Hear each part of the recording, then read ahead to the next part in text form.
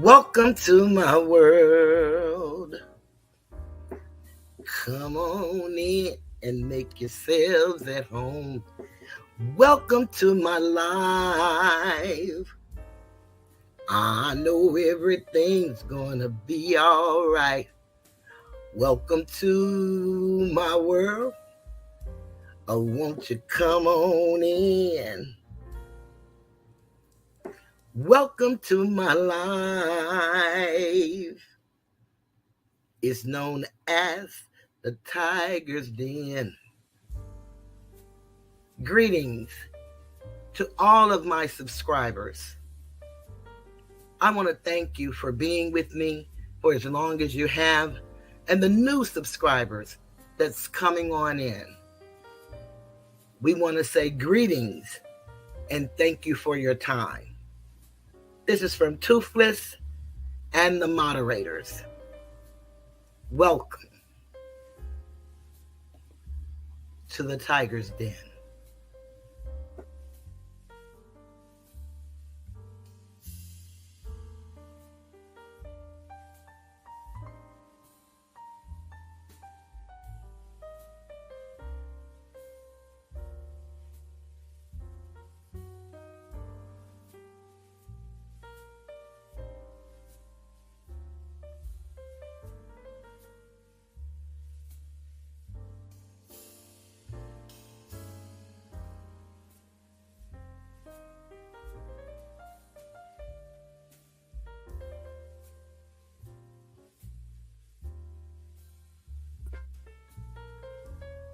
This is the voice of Cheryl, and I am Toothless Tiger, bringing to you a true story.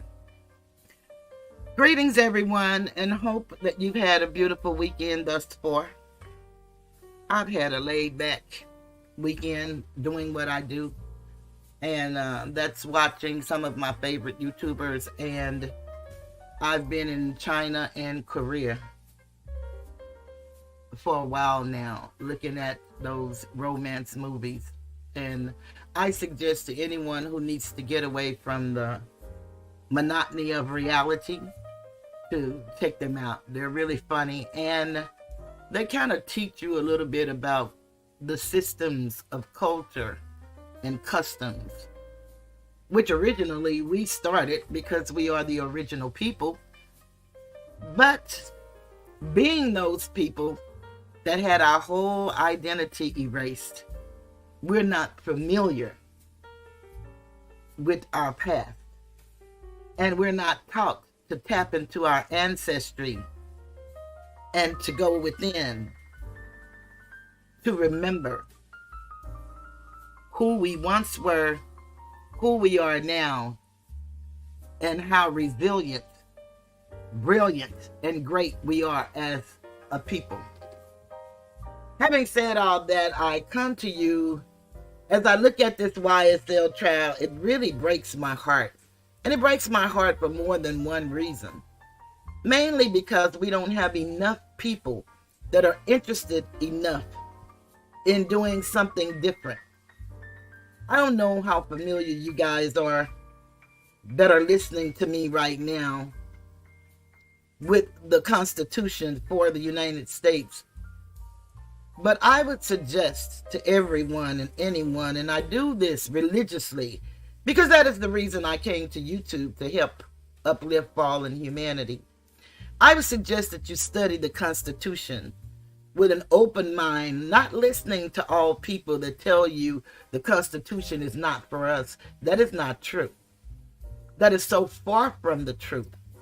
We just don't understand the Constitution and its articles. We don't understand the parts that are very important to us. We don't understand the parts that wiped us out, per se. But we have unalienable rights. We have an identity. Hi, Asatar. Coach Ass, I really like that. That's fantastic. I like that name. But we really do have these things. We're not taught these things. Therefore, we don't know how to pursue our rights as human beings. All we know is what people tell us, because we refuse to go back and learn for ourselves. It starts with the Punic Wars, the Crusades, and it comes all the way up to today. And unless you have that concept in your mind, then you'll think the things that are happening to us are new. But they're not new. They're not. All peoples of this world have been enslaved at some point in time. All have had a period of time. all. There is nobody among us that has not experienced some of the things that we've experienced. But we are unique because it continues to this day, genocide in so many different forms. Some would say that's false information. I would say research for yourself and you make that decision. Anytime someone tells you something is not, that is, that's censorship. And unfortunately, we don't own anything, so we don't really get the right to speak freely and to be honest with one another. We don't get that right. And I don't know if you guys know, but in the beginning, I used to love coming on camera. I really lived for my Wednesdays and my Sundays. But after being bullied by individuals who don't know you, who have no integrity, have no honor, no dignity, they like to take your pictures and live stream your live streams and then distort those pictures. I'm a big, beautiful girl with big, beautiful eyes. I have a plethora of illnesses that has plagued my body for the past 66 years. And I can only live my best life by doing what I like to do. And I would suggest you do the same.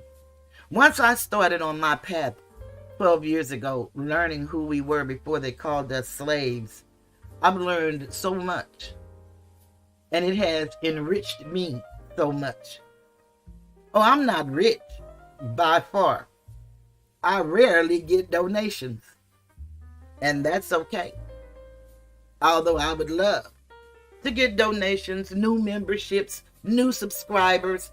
That's a beautiful thing. That's why we come. But I know one thing about truth. Most people don't want to hear it. They'd rather you lie to them. That's what most people would. Therefore, they don't have to take responsibility or any accountability for what they hear. It can just go in one ear and out the other. But I don't come on camera a lot now because I don't like the distortions. And I can't do much about what people choose to do on this platform. I can support it or I cannot support it. So I choose to use my little woman here, healing the womb man inside. That's that little boy and that little girl that went through many life problems, some self-inflicted, some others inflicted, and they're torn and don't know how to deal with it. That's what this YSL trial is all about to me. These young men are of a marginalized group of people living in food deserts and projects where we've been exploited the majority of our lives. Well, all of our lives, not the majority. All of us born today, 1900s, 1800s, 1700s, 1600s, 1500s, ever since 1492. And we can go all the way back again to the Punic Wars and the Crusades because that's where it all began. And if you don't go back and put a timeline to your problem, you'll never get an answer to the problem. You see, in order to get answers to a problem, you got to start with a time frame. And then you got to ask the right questions. And unfortunately for us, we don't know the right questions. I've had many people to tell me, you need to change what you talk about. You need to change the way you do this. You need to change. And they need to do that for them. But I need to do exactly what I'm doing. And whatever result I get is my reward. And trust me, one person being in this chat, one is a just reward for me. Because I know one person is hearing what I have to say. What they do with the information that I give is up to them. But at least I know that I'm giving the truth that I've learned. And then you can take my lead and do your own research and see if it's true in your life. You see, a lot of people believe in absolutes. The only thing I know is absolute power corrupts absolutely. And there is something absolutely greater than myself. I know that. But I also know that I have responsibilities. And I have things that I must do. And principles that I must live by. And one of the ones I know that's the greatest of all is love. Whether I like you or not, I owe you love. And this is my contribution to the world. I believe one day, many will want to hear what I talk about. As of today, we're caught in a quagmire of craziness, pain, laughter, humility, and I should say humiliation, because we love, for some reason, to humiliate one another. Although we should not, we do. And then we call it entertainment. It's not entertaining. It's ironic that Judge Whitaker had a hearing about infamous Sylvia's Rule 22. I don't know infamous Sylvia. I go to her chat sometimes. But what I do know is she has a right to do what she does. And some call her all kind of names. I don't know that. And it's probably true. But that's not my business. As many of us that can tell this story and show the injustices is what's important. And she's in the courtroom every day. And I commend her for what she does. I really hate that the judge chose a political route. She had that hearing for but one reason, and that was humiliation. But Sylvia believes in something greater than herself, and she rose above it. And I am glad for her. I hope she gets back to where she was. And if she doesn't, then that's between her and whoever she believes in. But one thing I can say is she reports this story, just like all of us that report on this story. And this is a story that needs to be known nationally, globally. People need to see what goes on in a courtroom and the political games that are being played with these young men's lives. The judge made a statement that although many of us view this as entertainment, this is not entertaining for the guys that are involved. That is so true. So why do you choose, Judge, to make some of the decisions that you make? Why do you choose to be biased? I understand the state. I really do. And I understand the judiciary. But the maxims of law doesn't allow us to do what we want to do in the name of righteousness. But if we come to know that everything is colorable for us, it's called the color of law, and that we don't get jurisprudence, the science, and the justice of law, then we will understand what's happening to us in the courtroom. If we understood, we really do have a pedigree. We really do have a bloodline. And we were known as Moors when we fell, and we're going to have to be known as Moors when we rise. I'm not talking about an organization, a group of people that just have a certain belief. I'm talking about your pedigree, your bloodline, your identity. And once you start researching, you'll understand that too. And get away from what they call nom de guerres and inflaguses. You'll get away from these war terms that they tagged us with, these names, the social construct of black and white that tears us apart.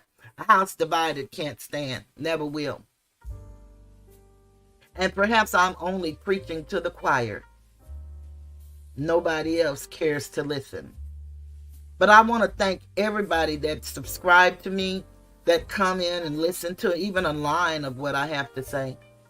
And perhaps you'll go back on the playback and hear a little bit more. I suggest that you skip through something that you don't want to hear. And perhaps as you're skipping, you may hear something that may say, let me see what this is about. And then do your own due diligence and research for yourselves. The people in Georgia, in their Constitution, are provided certain liberties. And of course, we know with the history of our, what they call great nation, of how at one point when one Constitution was put together, that we were not considered human beings. And we're treated the same way today, although it's a little bit different. Massa now seems to look just like us. Oppressing, depressing, compressing our very existence. They come in the form of beautiful Asiatic women, men, who proudly claim secret societies, sororities, fraternities, other clubs, churches, in the name of the Lord. But they keep the people asleep. And it is unfortunate. Not all. I never charge all of anything. The judiciary, the European that is not indigenous to this land, came and claimed us as their property. And to this day, we're still getting treated like property. Katt, I'm sorry, whenever you listen, you're going to hear all kind of noises with me in this chair. It's so funny when we're looking at Katt, and when those people get up, especially Love, she has us counting how many squeaks do we hear. Unfortunately for me, I don't even hear the squeaks. But a lot of people do. We have so much fun in that chat. I remember at one time my chat used to be full of fun. People that I started out with used to be in my chat, and we'd laugh and we'd talk. But life happens to us all. And people have to make different decisions. And I understand that. And I accept that. I think the new people that are coming, and if you hear something that you think you're interested in, then please research it. Don't take my word for anything. I don't come professing to know all, but I can tell you some things that I've learned. We have to learn to call a thing and quit calling it what we were taught to call it. We have to learn to change our language. They use legalese against us every day. This is about this judge and how she's another Judge Glanville, to be honest. One moment, please. Hey, Izetta, good to see you.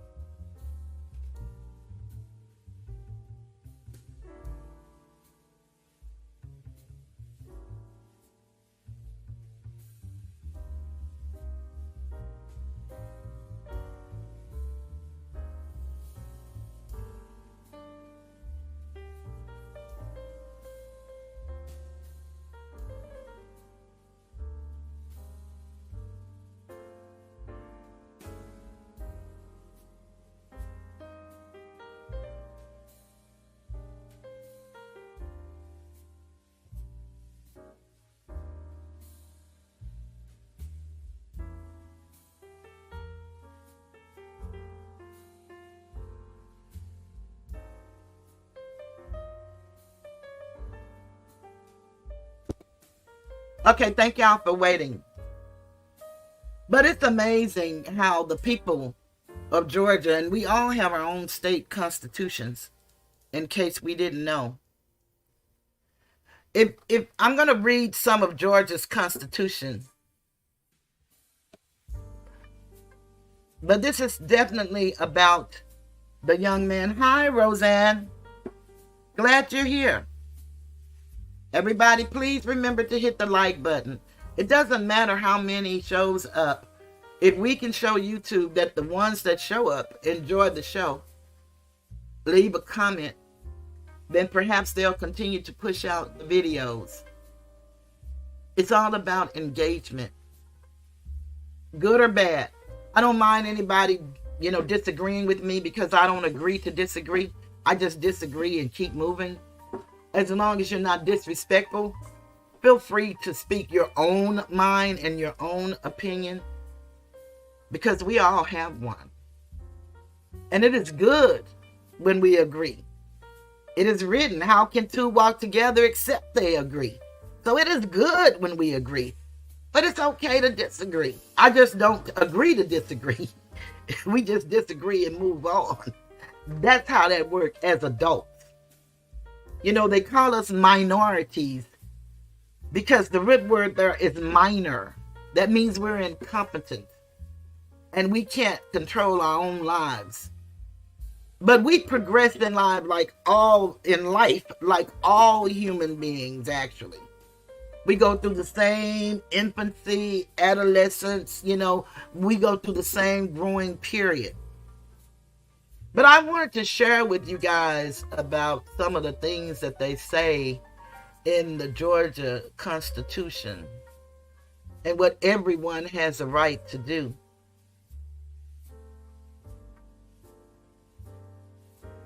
It just seems like it's not so for everyone. And what's so amazing about this is Chocolate City. See, we need to start looking at why they show us what they show us and why they do what they do. They meaning a system of people. And it's called hegemony. A lot of people love related to race. Unfortunately, there's only one. Well, is that unfortunate or is that fortunate? You tell me. There's only one race, and that's the human race. So all of this black, white, yellow, red, brown, what does it mean? Division. A box of crayons. Each color stands for itself. We can uplift all people but ours. When we go to talk about things that affect the Asiatic nations, the indigenous peoples of the land globally, when we go to talk about those people, us's, there is a problem. Have anyone ever asked themselves why? That's how I got started on my journey. I wanted to know why everybody in the world was against us as a people. We never, in our lifetime, ruled over anything. We don't even have the rights to our own children. There are laws that says that we can only do but so much. Even though they come through us, we give birth to them.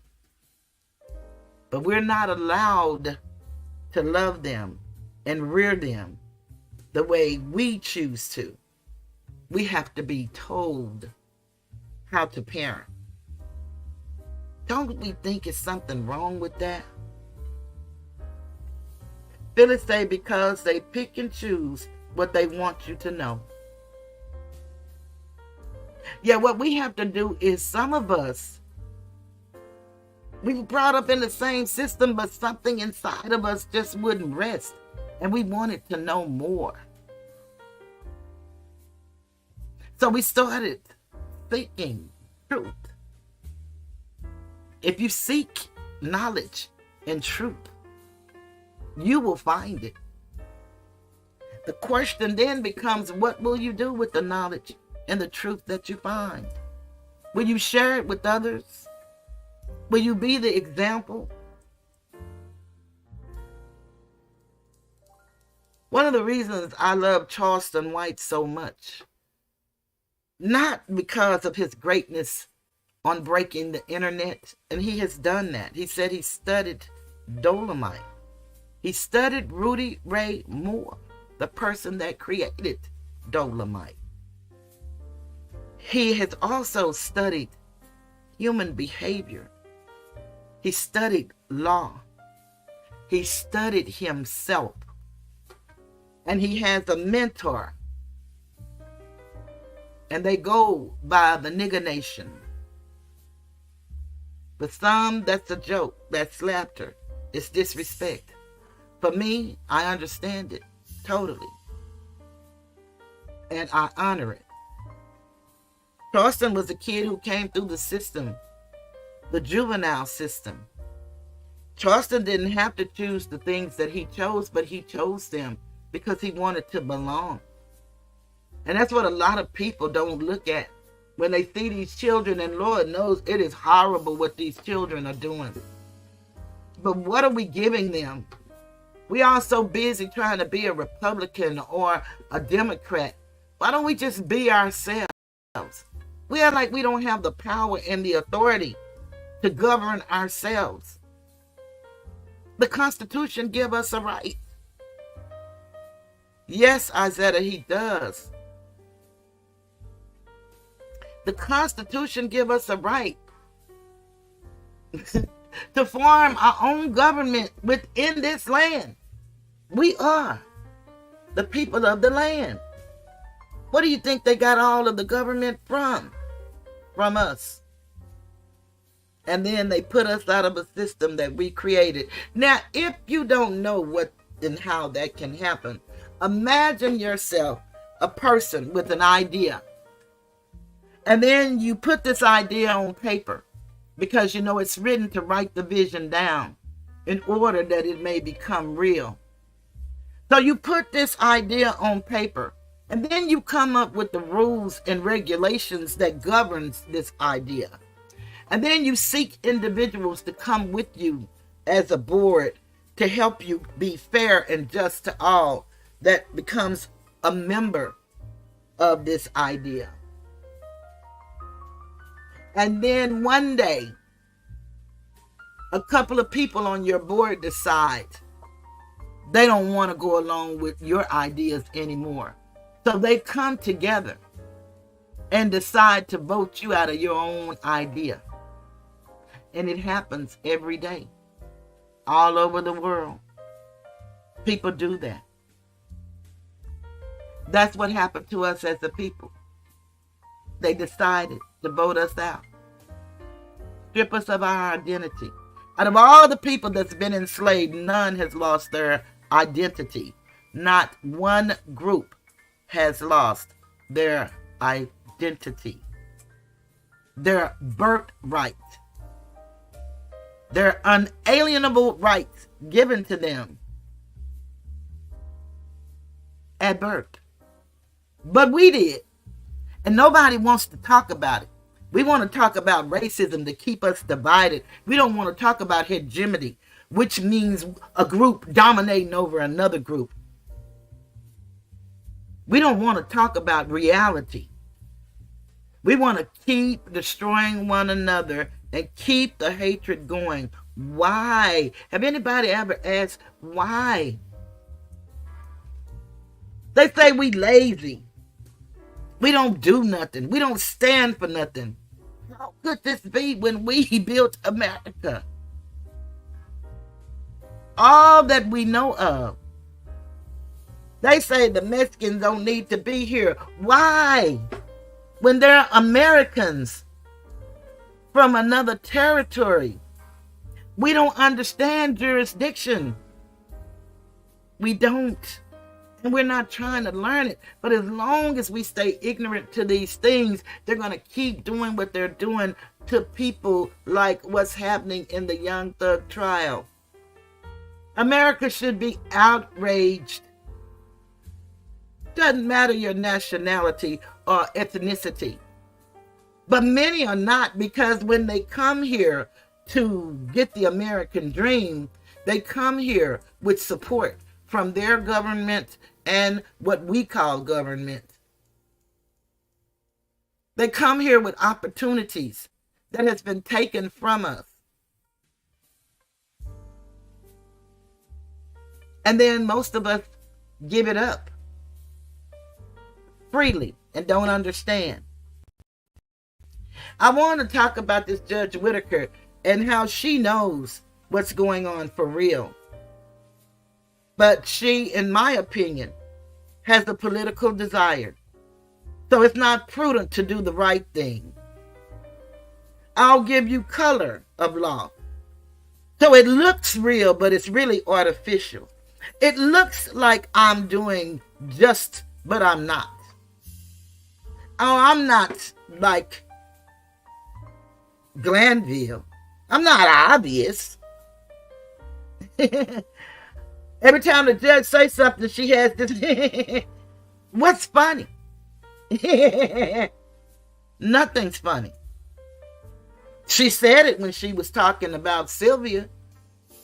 But every time she says something, okay. I'm so glad that Woody had the opportunity to meet Charleston. That's what Charleston does. You can call him what you like, but one thing he does is help young men and women who have been in trouble transform their lives. And he's doing it throughout the United States. He's doing it. He's not just talking. We see the evidence. Some people have an issue with Woody being on YouTube and internet and doing all the things he's doing, making money. But all these people are making money off of Woody's story. But they don't want him to make money. Isn't that sad? What kind of thinking is that? Everybody can make a video. Ha ha ha. But he can't turn whatever he used to know as crime into something that's caring and giving, no matter what he's done. Who are we? It is written in the songbook, we all fall short of the glory of God. And in my book, in Cheryl's book, I say we all fall short of other people's expectations, sometimes even our own. See, we all have sinned, if you believe in that word. We've wronged somebody in some way. We haven't all done the same thing. But one thing my daddy taught his children is accident death, you stay dead just as long. So it doesn't matter if you intentionally done something or if you did it without the intent. The act itself has affected the person, no matter the intent. But if we could come together as a people and just start having real conversations and not talking about one another, but talking to each other, seeing the systems that are in place to keep us divided, we could change our lives. And we're not even trying to imprison anybody. At least I'm not. I don't know about others. I'm not in the operation of people's minds. All I want to do is give my babies. And for me, I don't have grandchildren. I have great nieces and nephews that I call my grandchildren. But I want to give all children an opportunity to live life to their fullest potential. You see, when our children shows that we have potential, they become special needs, special ed. Because it's been written. J. Edgar Hoover said there would not be a rise of a black Messiah. Although he know black is a legal status, not a person. But because they taught us that legal status and they drilled it in our heads and we accept it freely, that's what we relate to. Now, some can say that's misinformation, but that's not true. That's written. But I want y'all to just hear some of the stuff that I ran across in the Georgia Constitution. And then I'm going to go on to show a few videos. They're not long, but they're about 15 to 30 minutes each. I'm going to show videos of two of my favorites, and that is I'm Not a Lawyer But and Katt Not Williams. I'm also going to show Law and Crime. Of course, y'all know that's one of my favorites, and that's on Sylvia's hearing. And again, perhaps one day, someone will tune in and say, let me take some notes and let me do a little research. I love looking at my movies, and sometimes I don't even feel like coming in and doing what I do. But this is truly my purpose in life. Thank you, Roseanne. We appreciate you. Phyllis says, divide and conquer. That's the game plan. Keep them confused. That's so very true. And it's so unfortunate for us. Because when given a choice, oftentimes people choose the wrong one. It's so easy to choose right, but a lot of people don't. For whatever reason, I can't say. But a lot of people don't. But let's go and just look at this here.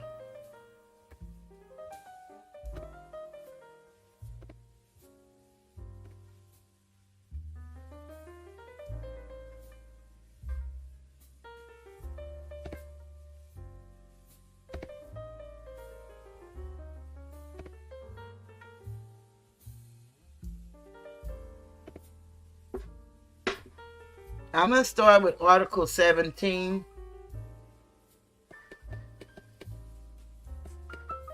But I'm going to start with Article 16. The Georgia Supreme document, which is their constitution. And it says, everyone shall have the freedom to develop their own personality.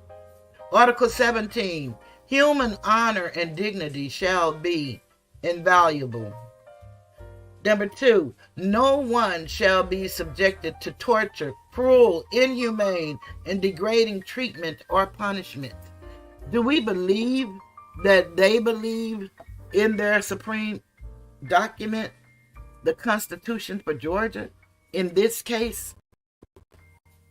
These are violations of their Constitution. So these are constitutional rights that these young men are entitled to, no matter how marginalized we are as a group of people, no matter where they grew up, on Cleveland Avenue or on Peachtree or on whatever one of their famous streets are. It says no one shall be subjected to torture, cruel, inhumane, or degrading treatment or punishment. Number 3, physical or mental coercion of a detainee or a person whose liberty has been otherwise restricted shall be inadmissible. Do we believe that in this case? This is the Georgia Constitution. This is not the U.S. Constitution. This is the Georgia Constitution. Article 18, human liberty shall be invaluable. Number 2, imprisonment or other restrictions of personal liberty shall be inadmissible without a court decision. So they can keep these men in jail while they're innocent until proven guilty because of a court decision. And the court decision is not to grant what the federal Constitution says that everyone is entitled to, and that is a bond or a bail. That's the right to be free until you're brought to trial. So there's a conflict there. Number 3, Especially authorized official may arrest a person in the cases provided for by law. A detainee or a person whose liberty has been otherwise restricted shall be brought before a court of competent jurisdiction not later than 48 hours. Do we believe that that happens in Georgia when we've heard of all of the people that are incarcerated and that are still unindicted? People that have been indicted but yet have not been assigned public defenders. And I know a lot of people call them public pretenders. I don't really believe that. I believe, now I could be wrong, so, take what I believe as my belief. But I believe a lot of public defenders, when they start out, because they don't know the great machine that they're up against. They come with a pure motive and a pure heart, and that was a decision they made, and they thought that they could change what they see. And I believe some of them give everything they have, the majority of them, I would say, unless they're stuck in that position for a number of years. But I believe that most of them come with the desire to change what they believe and what they have known to be as wrong. But they meet with opposition, as we do in all walks of life. We think we're going to make the difference. And sometimes we're the problem, because most people want it to be status quo. They don't want you to change the system. That's just my personal belief. But many of these guys have not been given public defenders. I did a video a while back, and one of the problems I have is how to name my video good, where you can just go back and think of a subject and then go to that.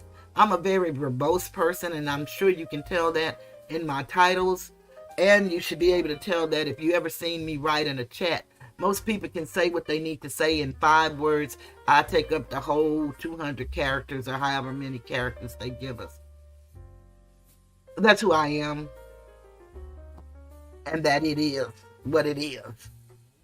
But it says, if the court does not adjudicate upon detention or any other kind of liberty restriction within the following 24 hours, the person shall be released forthwith. Do you believe that? They keep these people incarcerated like animals in the zoo. And then they want to use those examples to say that they need billions of dollars to build a facility. But they don't want to spend billions of dollars to rehabilitate the people that they keep incarcerated unjustly in Fulton County in the state of Georgia under this Georgia Constitution. I didn't write this Constitution, but I'm going to read it. Number 4 was deleted, and we're going to go to number 5. An arrestee or a detainee shall be made aware of his or her rights and the grounds for liberty restriction upon his and her arrest or detention. An arrestee or a detainee may request the assistance of an advocate upon his or her arrest or detention, and the request shall be satisfied. Do y'all believe that's happening in this case? Number 6, pretrial detention period shall not exceed 9 months. Do y'all believe that's happening in this case? These guys have been incarcerated for 2 years. 2 years. Number 7. Violation of the provisions of this article shall be punishable by law. But who's being punished? A person arrested or detained unlawfully shall have the right to compensation. Do we believe that in these men cases? Do we believe that? I don't. Article 19. Everyone has the right to freedom of speech, thought, conscience, religion, and belief.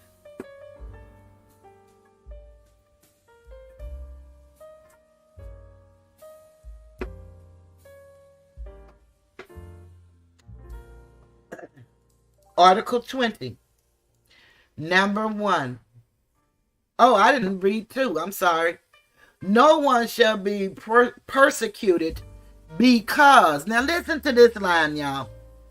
No one shall be persecuted because of his/her speech, thought, religion, or belief, or be compelled to express his/her opinion about them. Do y'all believe that in this case, when everything about the prosecutor's case is based on these young men, and mainly Jeffrey Williams, known as Young Thug, creativity and freedom of speech in his lyrics? Number 3, freedom listed in this article may not be restricted unless expression thereof infringes on the rights of others. Y'all, we need to start learning this stuff and holding these people accountable. I have a letter, and I also have a link to the letter that it's a young guy on X, and he's the black civilian, I believe. Kat put it in her chat, and I just copied the link, and I'm going to place it in my chat for anyone. And he has a letter that he's written to the judge, and we all can write to the judge. I've been looking for an email for the judge because I know that they have to have an email address, and I've been looking for an email to send it to, and so far I have not been successful. Hi, Puerto Rican Gloria. I didn't even see you. Welcome to the chat, and thank you for writing. Puerto Rican Gloria said, I agree, when they first start out. And she's talking about the public defenders. Yeah, and I'm like you. They're underpaid, overworked, kept from their own practice. Who can work under those conditions? If we could just start seeing the injustice to everybody in this case, it's not just the defendants. Everything that is being done, in my opinion, is a political move. And everybody is trying to climb the political and social ladder. That's why I've been in China and Korea for the last 3 months watching these videos. I love them because it shows you how the rich, not all but some, the system of being rich, let's say that. See, we look at individuals, and it's okay to look at individuals if that individual is inflicting a pain on you as an individual. But it's not individuals that we must look at when we look at injustice. We must look at the system that allows and that put people in place to do the injustice. There is a reason and a strategy, and we need to learn from that. She also said, absolutely not. Fulton County residents really need to vote all the old regime out. So very, very true. So very, very true.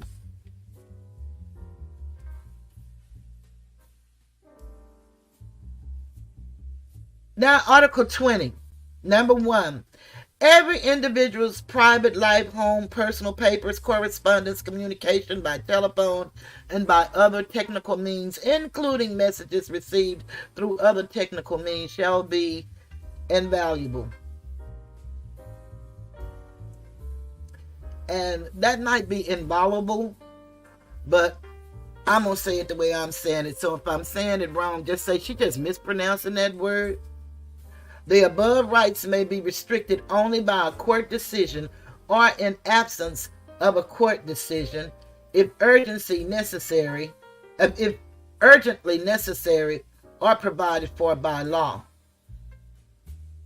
And that's, goes against that search, Article 4 of the Federal Constitution, unlawful, illegal, and all of that search and seizures of people's stuff.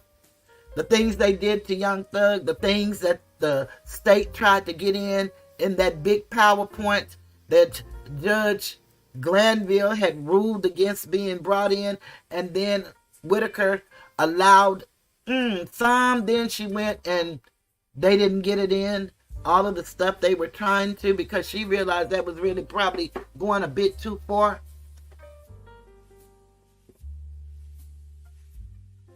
Number 2, no one shall have the right to enter a place of residence or other possessions against the will of possessors, nor conduct a search unless there is a court decision or urgent necessity provided by the law.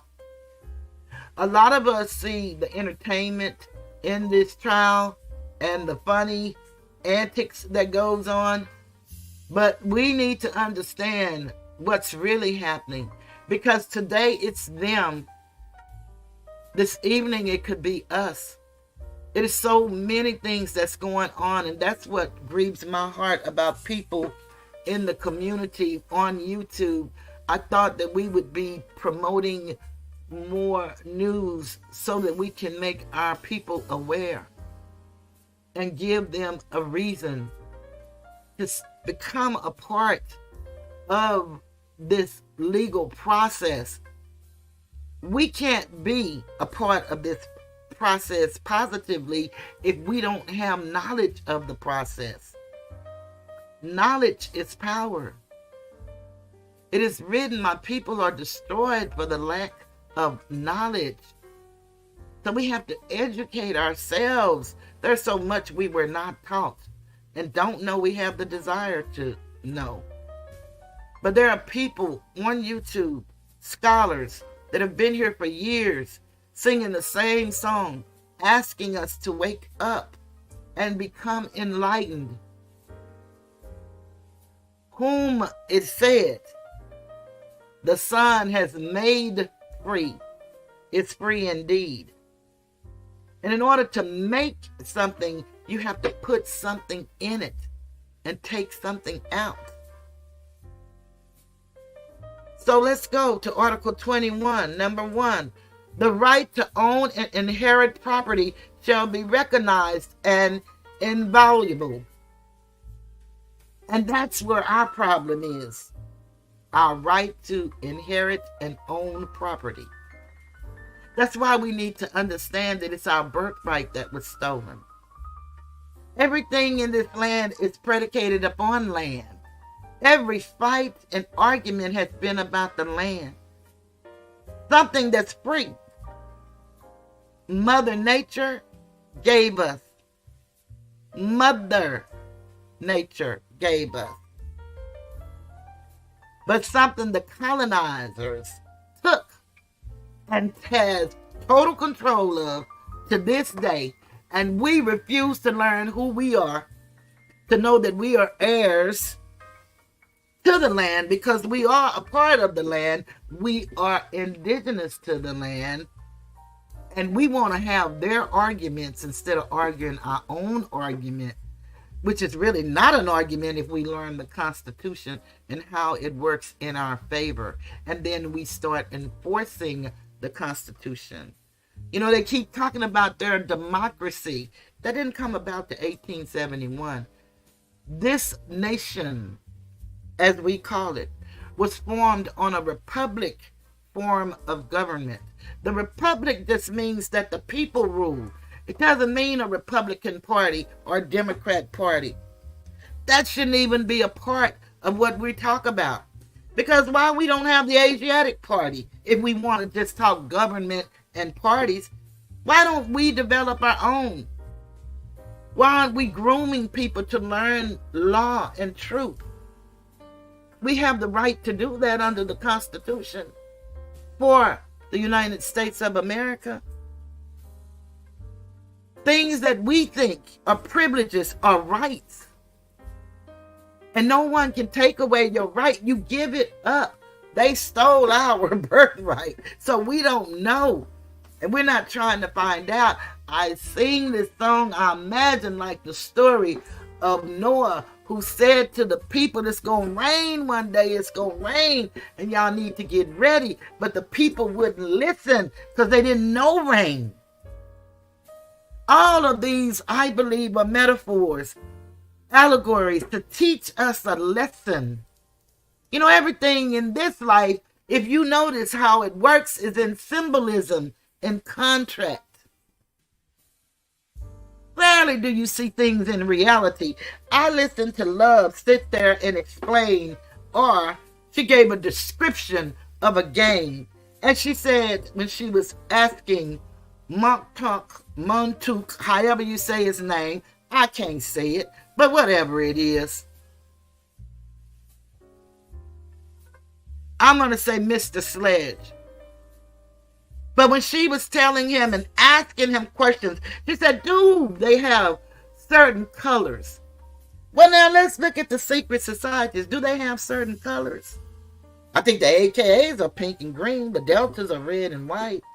Omegas are purple and gold. The Alphas and the Kappas, I get them mixed up. But one is red and white and the other one is, I think, gold and black. Do they have certain signs that they use? Well, now I know that the Deltas use the hand sign like the pyramid, you know, both hands together like the pyramid.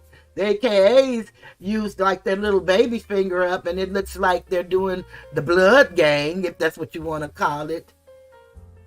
I don't know the signs of the other ones, but the Omegas do like the wings. They take their hands up and turn them in where their palms is out and their forehand is in.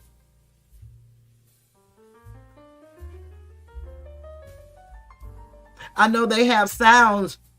Woo, woo. Ee-wee.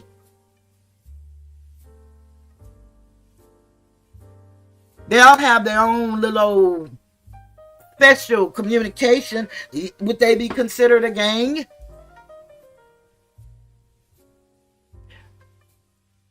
Love is an AKA. Hilton is a Delta. The AKAs were known as the pretty girls back in the day. Today, they just girls. And then I don't know, with the gender affiliation, they could be whatever they want to call themselves. The Deltas were known as the smart girls. They were not all that pretty. That's what they say. They don't have anything to do with my opinion, because to me, people are people. And I've seen beautiful people in all walks of life. Under a bridge and sitting on a stage. So I'm not judging. I'm talking about social norms, culture, things that we are not aware of. I don't put any of these groups down. My nieces and nephews are affiliated, and they worked hard to get to where they are. I understand why they were formulated. It was supposed to be to help us as a people, because we were left out of everything. Unfortunately, just like everything else, we have some bad people in every organization, and so they sell the idea to the people one way, but they're selling the people to the idea to the ones that are in charge, and therefore deception is there. I wish we could have real conversations about what's going on in life, and especially our lives. The gentrification of our communities.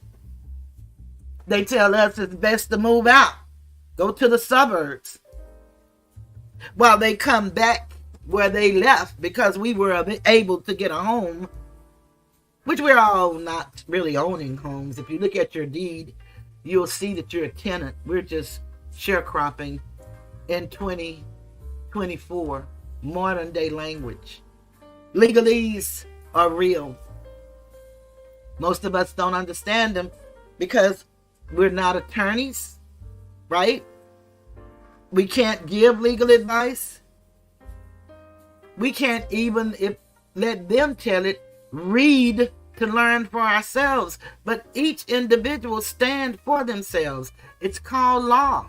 It begins and ends with you. But they are so crafty that a lot of the law is not even given to us freely. They have hidden it in places like LexisNexis and Westlaw. And they've made it only where attorneys or lawyers can have access to those apps. And then you even have to be an attorney or a lawyer of high stature, because if you don't make enough money, you can't afford the price that it costs to subscribe to these apps. And so you can go online and start reading about a statute, and then it'll tell you to go to Westlaw to finish. Well, if you're not a bar member, then you can't go any further. If you're not a member of LexisNexis, then you don't get the current case law that could affect your case. It's not given to the public.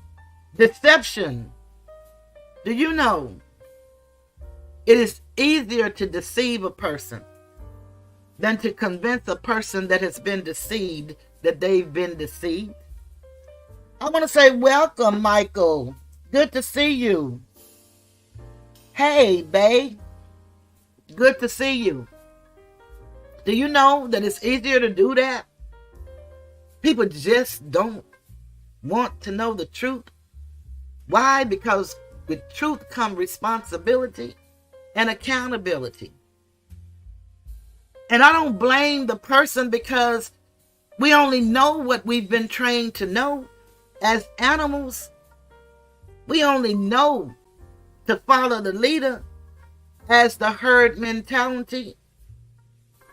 But it's those of us that have a little something inside of us that says something's not right and it's got to be more to it than this, that will reach outside the box and find it. And then we want so bad to give it to our people. We want everybody to have it, but everybody's not going to have it, and everybody don't want it. And at some point in our lives, we have to come to the realization that it is that way. But we can't stop telling the truth to the people, because somebody may come along one day that don't know the truth. They may hear it, and it may make a difference in their lives. So sometimes I don't even feel like coming on, and I said that I would do this for as long as I felt like doing it. Sometimes I get so discouraged for being on here. Sometimes I be on here 4 and 5 hours, and I do that because the few people that come in my chat, they'll stay with me for that long. They really love listening to what I have to say. And I don't think they just love it because I'm saying it, which I'm glad that they do choose me. But I think that it's something that they're interested in. And then there are also those people that decided something's not right. It's got to be more to it than this. And so it's good to affirm one another, to come together to let you know you're not alone. You're not by yourself. Some of my people that normally is in here every time I go on, they have problems and they have issues. And they can't be here all the time for me. And I understand that.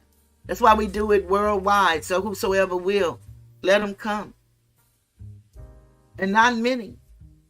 But those of you that come mean the world to me. And therefore, that gives me the courage to come on and talk about what I need to talk about.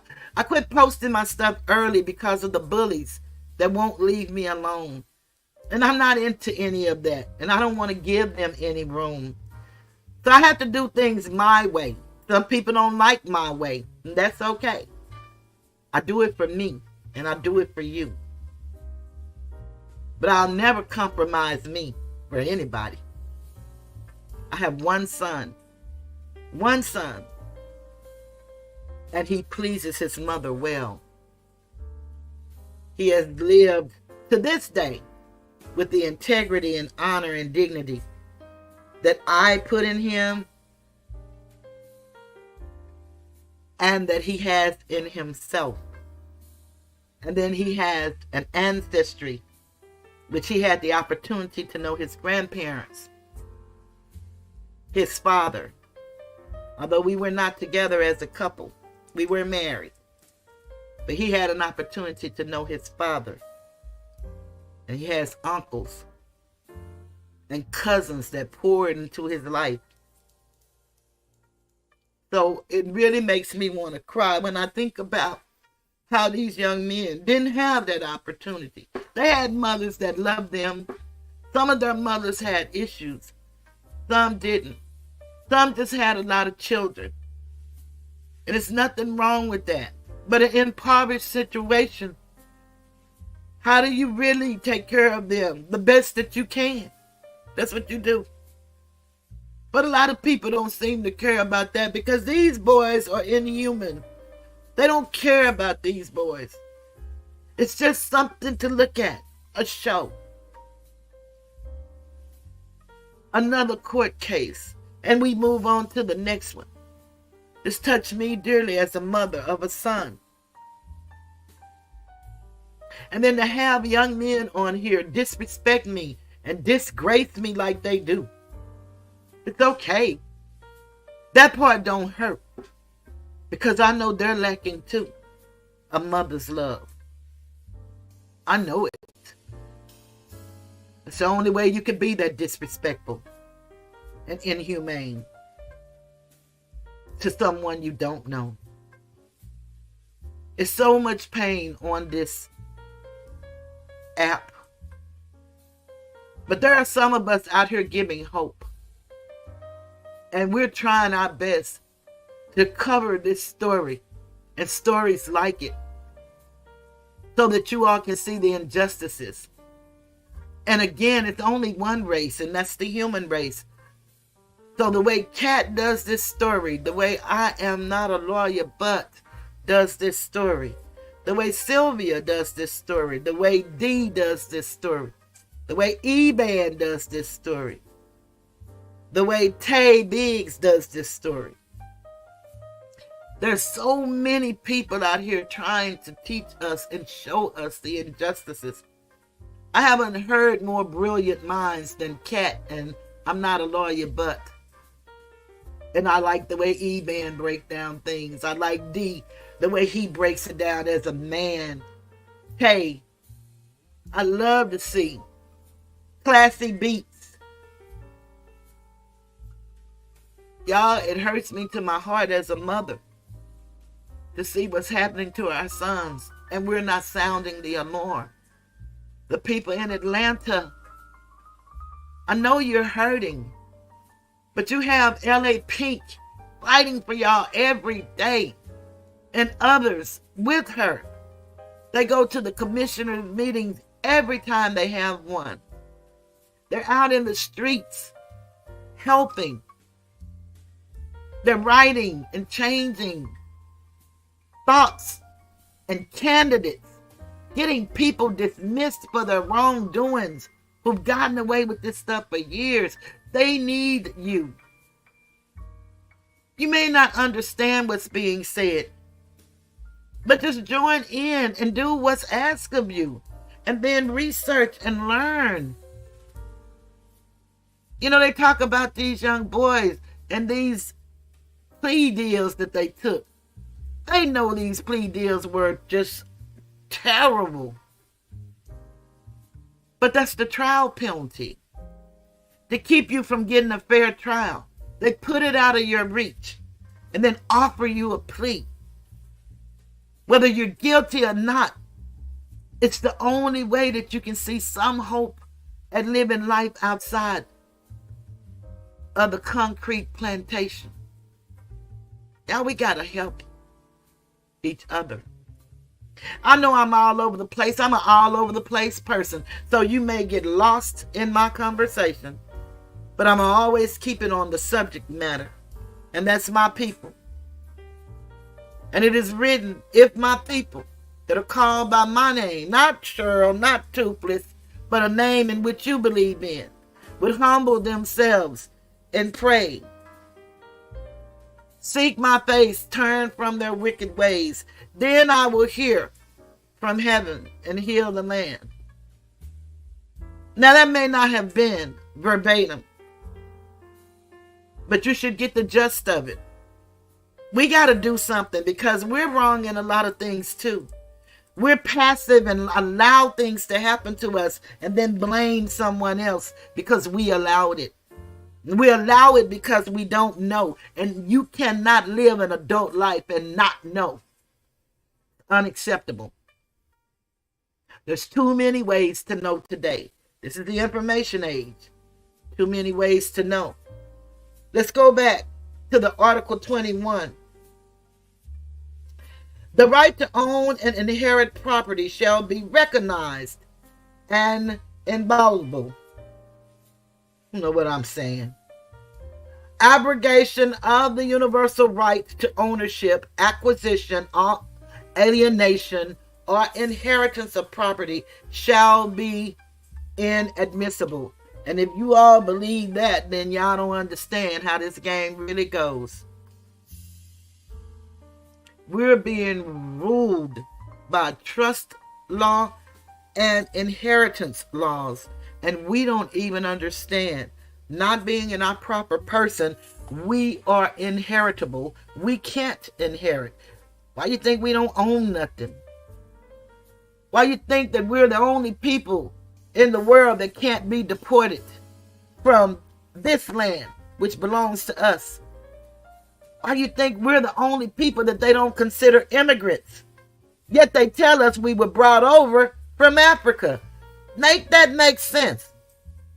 If everybody else came from all of these places that they tell us about, and they're immigrants, why are we not considered immigrants?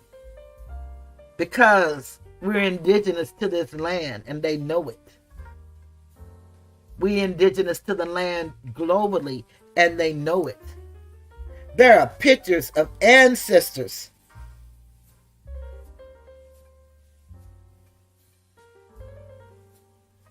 Michael said, I'm dropping breadcrumbs so he'll follow. I hope that's a compliment, Michael. I like the birds when you drop the crumbs. I hope that's what that is.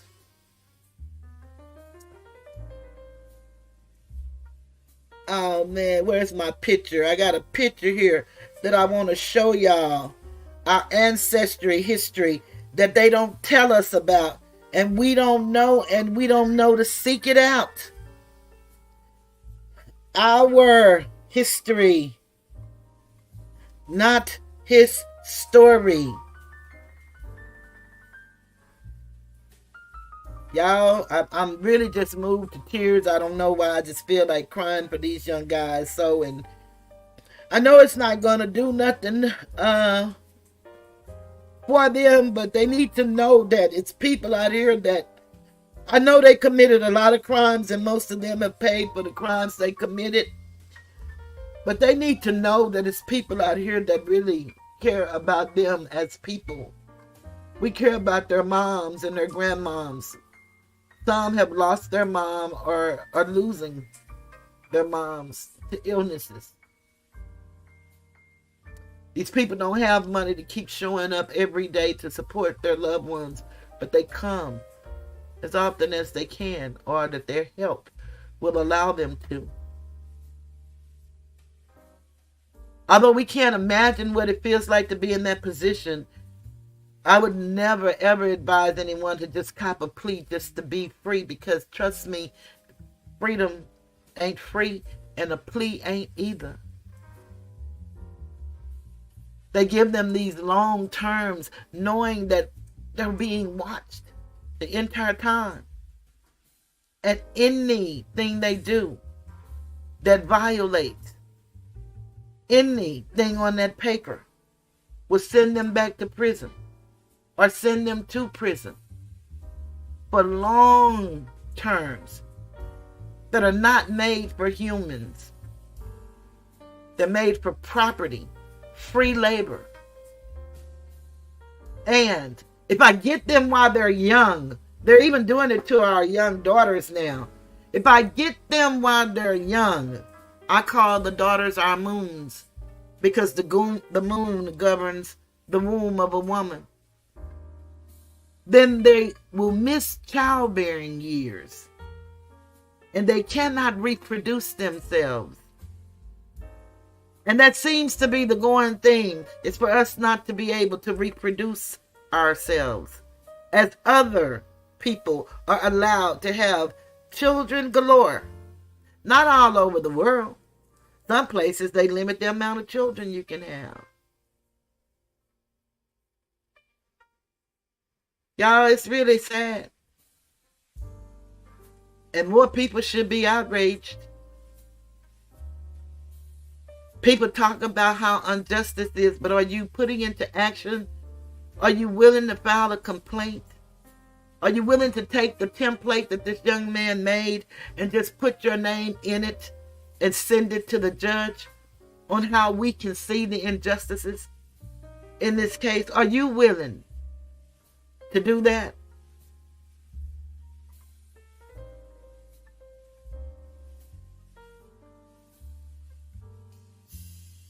Number 2 of Article 21. The rights listed in the first paragraph of this article may be restricted for pressing social needs in the case and under the procedure provided for by law, so that the essence of property right is not violated.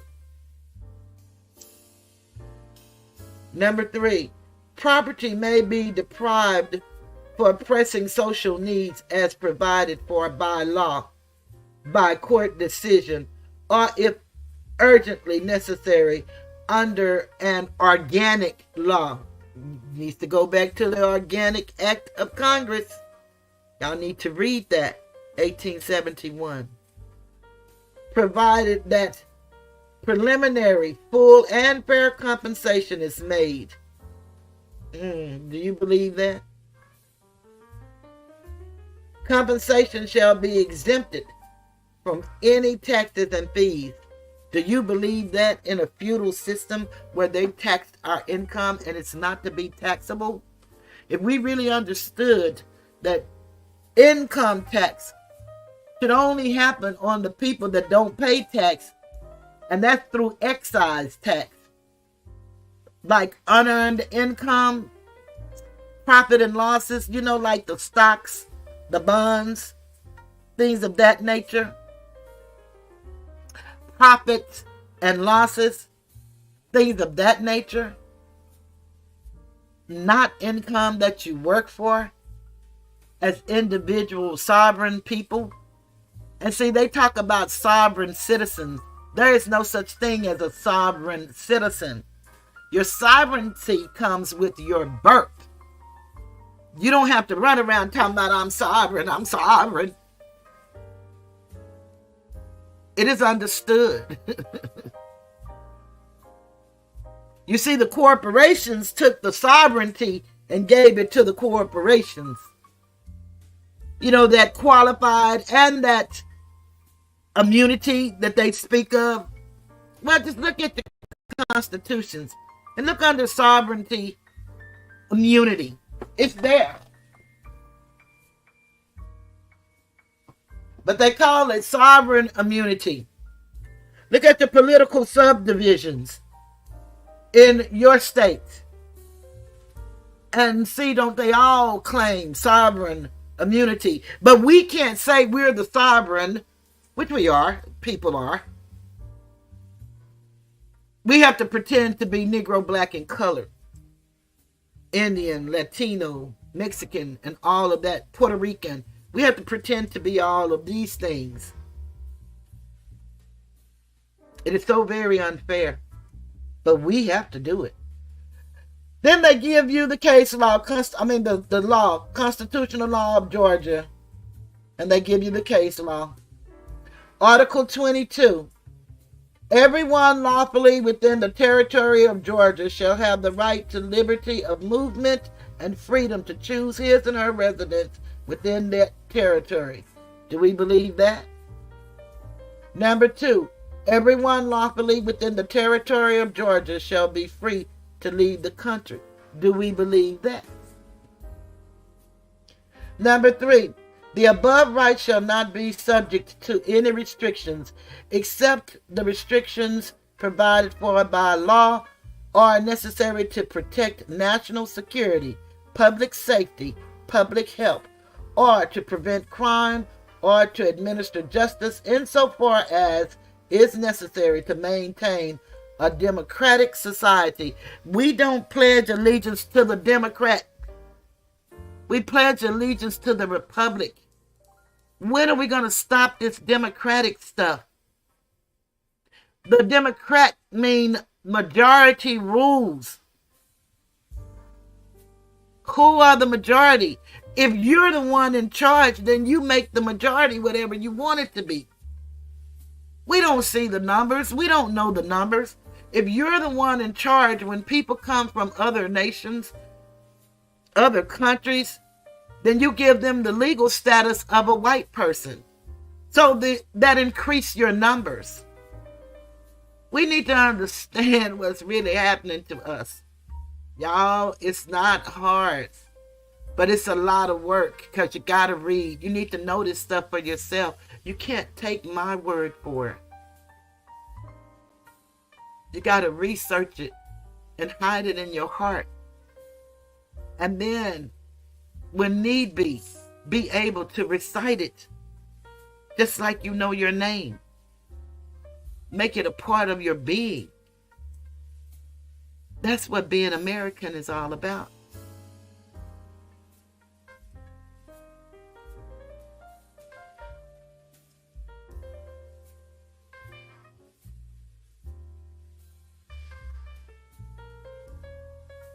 Number 4, a citizen of Georgia shall be free to enter Georgia. And then they give you the constitutional law. Article 23, freedom of intellectual creativity. Now, I just want y'all to tell me if y'all believe this. Number 1, freedom of intellectual creativity shall be guaranteed. Isn't it strange that for these young men and others like them, it's being used against them? The right to intellectual property shall be inviolable. Number 2, interference in creative work or censorship in the field of creative activity shall be inadmissible. Number 3, creative work shall not be seized, and its dissemination shall not be prohibited unless it infringes on the legal rights of other individuals. Tell me if y'all believe this.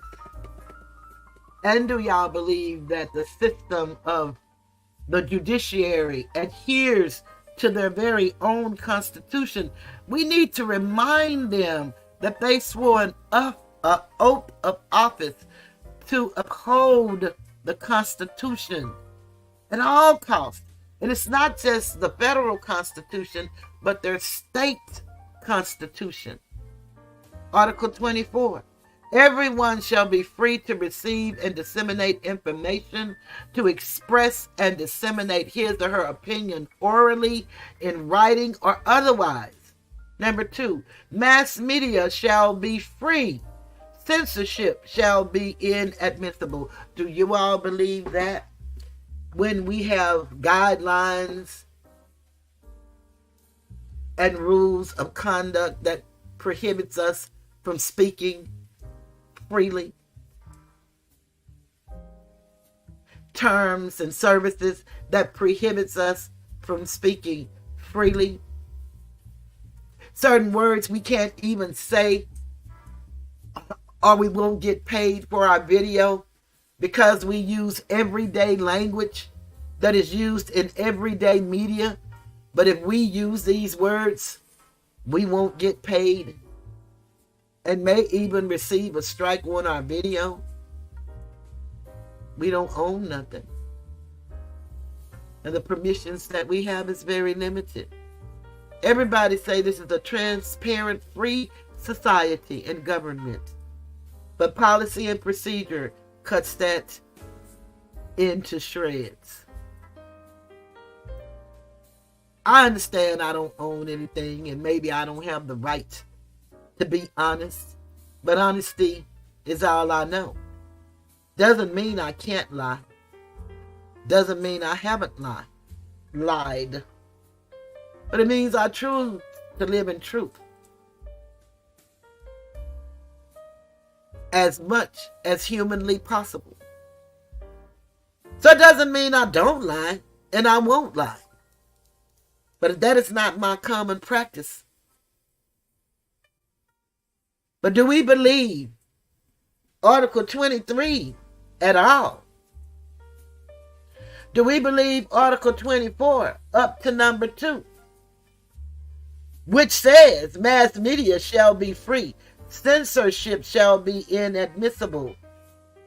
Number 3, neither the state nor particular individuals shall have the right to monopolize mass media or the means of dissemination of information. Do we believe that when they have terms of services and community guidelines that restrict certain things? Oh, they call it policy and procedure, and they're protecting the public. What are we protecting the public from? The truth? When they say the truth become a lie and the lie become a truth, which one do you choose to believe? Normally people follow the lie. They don't get an opportunity to hear the truth. It's unfortunate, but it's reality. Got to start wanting to think outside the box. You got to start knowing that it's something different about what we're being told, what we're being shown. You got to know this. And then you got to do something about it. Article 25. Everyone, except those within the composition of military forces and the Ministry of Internal Affairs, shall have the right to public assembly without arms, either indoors or outdoors, without prior permission. Now wonder, what does the Ministry for Internal Affairs mean? We ought to want to know what that means, for real though. Number 2, a law may determine the need for prior notification to the state authority if a public assembly or a manifestation is to be held on a public thoroughfare. You know, that's talking about, you know, in the First Amendment, our right to freedom to assembly peacefully. And I should say to assemble. I'm getting a little excited, so, you know, I'll be messing up words 24/7 these days. I used to be such a stickler for words and pronunciation and the definition of. In my old age, it's catching up with me and it's paying me back. Karma is real. I would correct you in a heartbeat. Number 1, I didn't want you to sound and look stupid. And number 2, it was just a pet peeve of mine and I just couldn't get over it. And maybe I think too high of myself, I don't know. But I just could not stand hearing it. That's the part of the dramatic me. The part of the me that I humbly accept as being me. I've changed the way I do some things and maybe even the way I say them, but I love being who I am because I am authentically me. And I don't know any other way to be, and I don't want to be any other way but better, honest, truthful, kind, encouraging. That's what I want to be. Sometimes I'm not that, but the majority of my life, that's who I am. That's what I do. And I get things wrong, and I stand to be corrected. Correct me when I get it wrong. Don't ever stop telling me the truth. Your opinion of me, even if it's harsh, may hurt my feelings, but it's good to hear from all sides. When you lie on me, I have a problem. And most people here don't know me, but those that do, I've shown nothing but upstanding moral character. Now I do have another channel. It's just entertainment, unapologetically toothless, where I have to cuss some people out because I love cussing. My dad was a cusser. And so I loved and couldn't wait till I got grown so that I could cuss too. So I love cussing. I don't cuss people like calling them out of their names and stuff. Unless, of course, I'm mad. And I'm just mirroring back to them what they've done to me. Because I don't ordinarily call people out of their names. That's contrary and thirdly contradictory to who I am as an uplifter of the people. But I will. I was born and raised in the ghetto too. I too was a product of the project. I was fortunate to have a mom and a dad that worked very hard. My mom did 2 jobs the majority of my life. My dad worked the latter part, maybe the last 30 or 40 years of his life. But he taught us things that can only come from a man, and especially a man of Asiatic descent. How to navigate in this system that's so very unfair to us as a people. I found a young man had a video. It's very, very interesting. And I'm going to go over his video one day. He's talking to an Asian woman, and they're talking about the disparity in treatment and how it happens on both sides. They only want us to see one side, and so we can only see one side. We can only see from our own pain. We can't see from someone else's perspective, but we got to open up our minds to be able to want to see, whether we agree or not. Sometimes just letting something new in will give you a different perspective. That's why you need to understand that history and law must be studied together so that your concepts can be correct. When we talk about these plea deals and they ask these young men, do they understand? No, they don't understand. They don't comprehend. They're under those legalese. They know how they word these things. And it seems like I've been talking forever and haven't shown not one video. Sorry, y'all. My heart is really heavy. It really is. When I think about the injustices that's happening, and we as a people pretend we care and we want things to be different and we want things to be better, but we're afraid to even stop voting for these people who care nothing about us, no matter what side they're on, no matter what they look like, no matter what they say. The end result is the same. Nothing has changed for us. Are we not getting whipped down individually as a group in the streets? The dogs are not biting us. The water hose is not being turned on us. We don't have to go to the back of the bus. Hell, most of us can't even afford to get on the bus today. But nothing has really changed for us. Not even our attitudes. We're so against one another. We're the only group of people that refuse to set aside differences for the greater good and to let's come together. We need think tanks. We need lobbyists. We need to become players in the real life game of life and monopoly. We need to start truly coming together in ways other than just eating and drinking and having fun. Then somebody getting mad, and then there is a situation. I promise y'all, we got to do better.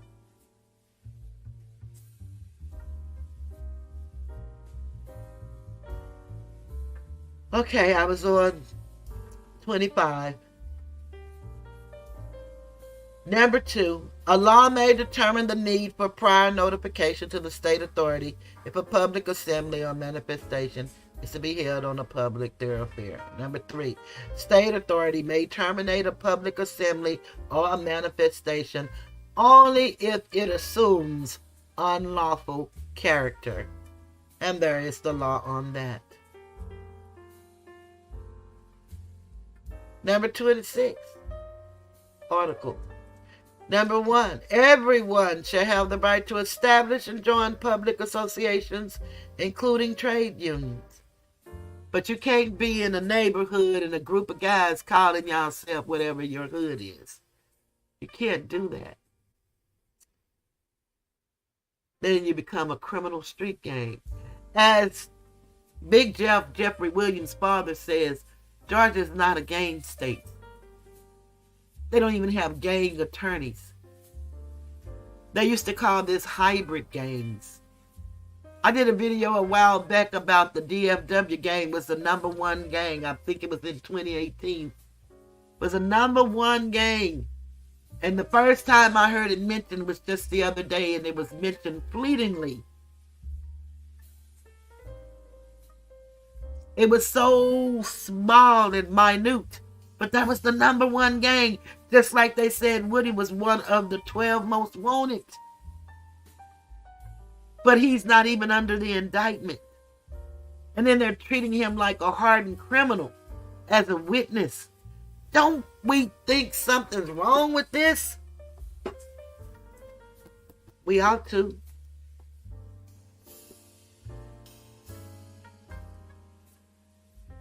Okay. Number 2, citizens of Georgia shall have the right to form a political party or other political association and participate in their activities according to organic law. Did you all just hear that? That's in every constitution throughout every country in this continent. And when I say country, I'm talking about every state. We have the right to form our own political party. Why don't we suggest that? Why don't we have think tanks to come together? Why don't we put out a call to action for people to submit their resumes? Give us a statement of their ideologies and ideas. Why don't we do that for ourselves? Why do we have to keep going along with people who have not our interests at heart because we can't afford to support them? Do y'all understand that consul court was written for us? Consul court. Look up consul court in the Constitution. And it was taken away. I believe it was like in 1933. That was for us. We are the nationals. We are the original people of this land. Actually. But we don't know that. So we keep playing their game in their courts. And we're not going to win by happenstance when we come out victorious. And it's only because of the laws of nature. Cause and effect.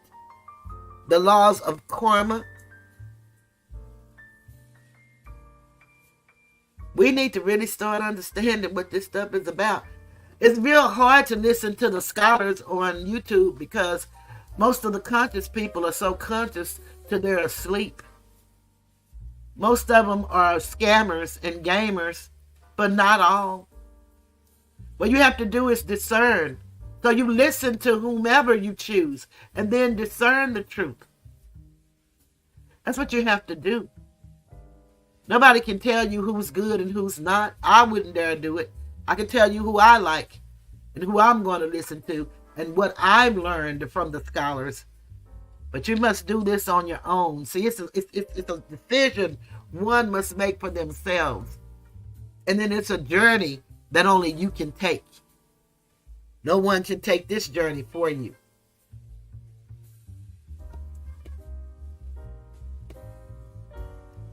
Number 3, formation and activity of public and political associations that aim to overthrow or forcibly change the constitutional order of Georgia, to infringe on the independence and territorial integrity of the country, or to propagandize war or violence to stir up national, ethnic, religious, or social strife shall be inadmissible. Isn't it funny? This last sentence, and that's a long sentence. Maybe it's the whole thing is one sentence. This one sentence is what's been doing to us every day. Every day. What's been doing to us. I just caught that, y'all. But this is what's been happening to us. The very thing they said that's inadmissible is the very thing that's being used against us. But we just sit down and read our constitutions. And this one is written very plain. I like the way this one is written. Text is not so easy. At least I haven't found the document that's easily written like this. Number 4, creation of parliamentary forces by public and political associations shall be inadmissible. Number 5, a person enrolled in the military forces or the bodies of internal affairs, or a person having been appointed as a judge or as a prosecutor shall cease his and her membership in any political association. Number 6, activity of public or political associations may be suspended or prohibited only by a court decision in the cases and under the procedure provided for by organic law. Number 27, the state may impose restrictions on the political activity of aliens and stateless persons. And y'all, we are considered stateless persons. Y'all need to understand that. We are considered stateless persons. Negroes, blacks, coloreds. All of us are considered stateless persons. Don't y'all wonder why they have that language in there? Georgia's really good. Really good. But if y'all want to continue to read the Georgia Constitution, pull it up for yourself. It's very interesting.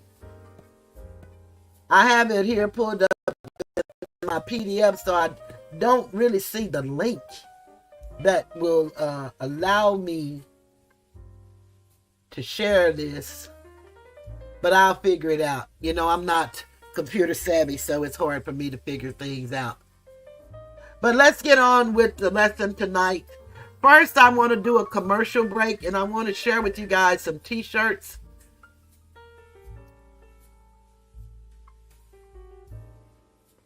My sister has her own business, Auspicious Events, and we make t-shirts. I say we just because I'm a part of the family. I don't make nothing, but I do promote and sell them. And what I want you all to see is how beautiful these t-shirts are. It's football season throughout the United States, and everybody have children that either play football or the children are members of the band, members of the pep squad, or whatever they call your team, the high steppers, whatever they call your drill teams. You have flag bearers. You have different people in different roles in sports. Cheerleaders. Well, we have a special t-shirt that was made. My niece is brilliant in her creativity, and we are selling these t-shirts for anybody who wants to order them. And you would tell us the colors that you want and for your school.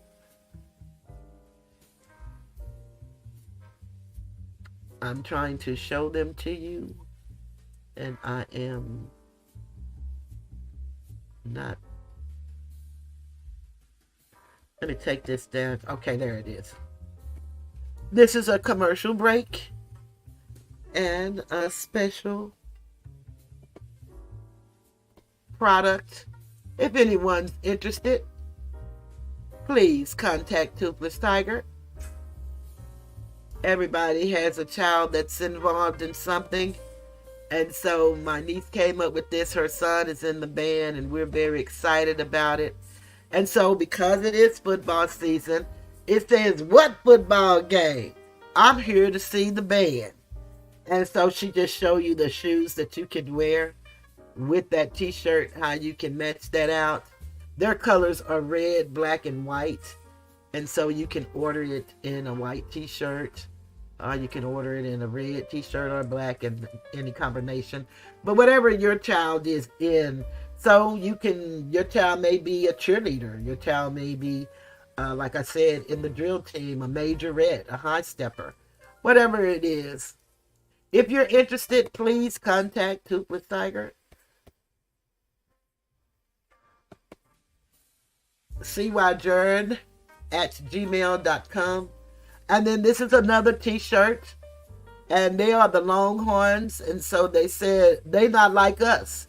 And they are the Red Army Band. And that's the name of the band. So it would be the same for whatever the organization is for your child. And then she's just showing you what it looks like with the t-shirt. And if you want to wear the matching chucks. Because everybody knows. Back in the day when we were growing up, I never had Converse, but my brother had Converse. The high top and the low top. But mainly the high top, I believe, was the going thing back when we were growing up in the 60s and 70s. And these are the t-shirts. If you'd like to order one for your student, or if you are a band leader or something and you want to order, or a parent, if you have an idea, if you want to do a fundraiser for your students and you want to order a group of these t-shirts, please contact me at cyjern1026@gmail.com and let me know, and I'll be more than happy to help make this happen for you. I think these are beautiful. Our material is fantastic, and you will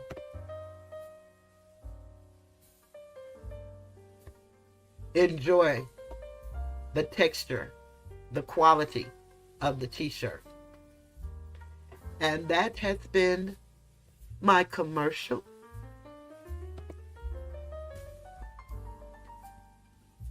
Now I'm going to go to the letter that the young man wrote, that we all can use the template.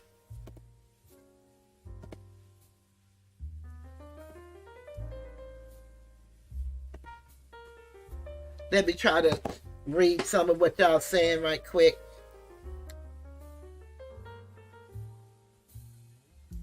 Let me see.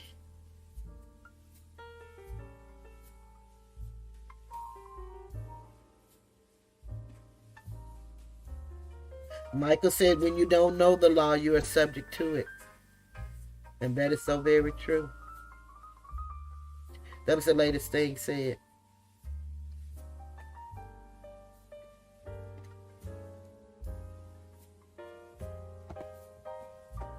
This is a letter that the young man wrote.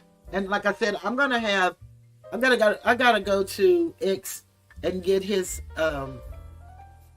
post so that I can give him his proper credit. Because it's not enough just to say the young man. Give me a moment. My sinuses are blogging up. One moment.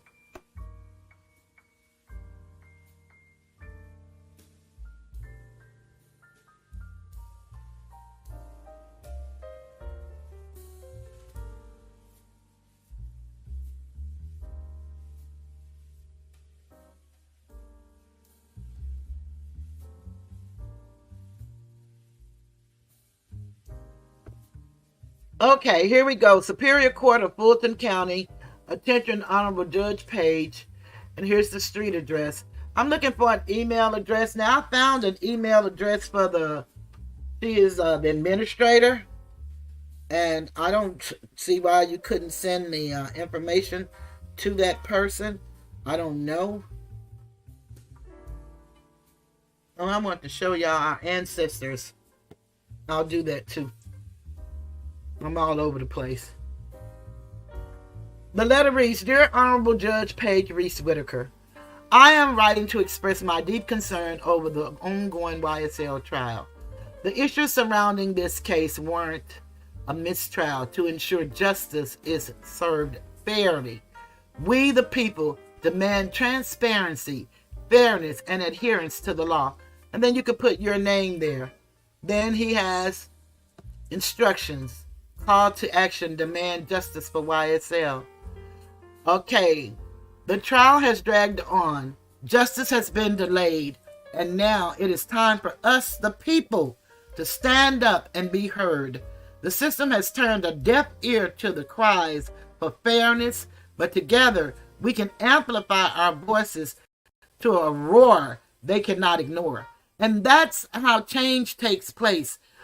The First Amendment to the Constitution of the United States tells us that we have a right to petition our government. This is a way, which is, I think we should be clear that these people that we call government are de facto. They are in fact not operating in good faith because they're not operating under the republic form of government, meaning where the people rule and we only have people in place to represent us as we all can't speak at one time. That's what we really need to understand. Okay? Number 2, I'm calling on you, yes, you reading this right now, and if you're hearing this right now, to join me in a historic movement. We need 10,000 letters sent to the judge overseeing the YSL trial. This isn't just about one case. It's about the integrity of our justice system. Now, we have 10,000 people in 2 or 3 chats at a time. So certainly with all of the people that's covering these stories, we certainly should be able to get 10,000 letters. And then it says, this is bigger than us. It's about showing that when the system fails, the people can rise. We are not just spectators. We're participants in, he says, democracy. I said the republic. Let's use our collective voice to demand change. Together, we can make them listen. Let's change the system, not just for YSL, but for everyone who believes in justice. And then he goes on to say, hashtag justice for YSL, hashtag fair trial for all, hashtag people power. Remember, every letter counts. Let's make history together. What you can do, write a letter, demand a mistrial and a fair trial. If you're not sure what to write, here's a simple template. Dear Judge Whitaker, and you put in the judge name. I'm writing to express my deep concern over the ongoing YSL trial. This issue surrounding this case warrant a mistrial to ensure justice is served fairly. We, the people, demand transparency, fairness, and adherence to the law. And then sincerely, and you put your name. Number 2, get creative. If you have kids or know someone who does, have them draw a picture of what a fair trial looks like to them. Attach it to your letter. Let's show the power of unity and innocence. Number 3, tag me. When you send your letter, tag me in your post. Let's see the flood of support and make this movement viral. Number 4, repost, share this message. Let's make sure every corner of the internet knows about this case. He means all people. And so let me try to pull him up because I'm sorry, I don't know how to do all the tagging and all that stuff. And I really don't know all the language. And when you don't know the language and stuff, then you're not operating fully in the best. Fully. I'm going to say fully because I'll operate in the best capacity that I have, but I don't always operate fully because I don't know how. And then Phyllis said that you should all write it. Really helps. We need to all get involved. It helps. And let me go over here to try to find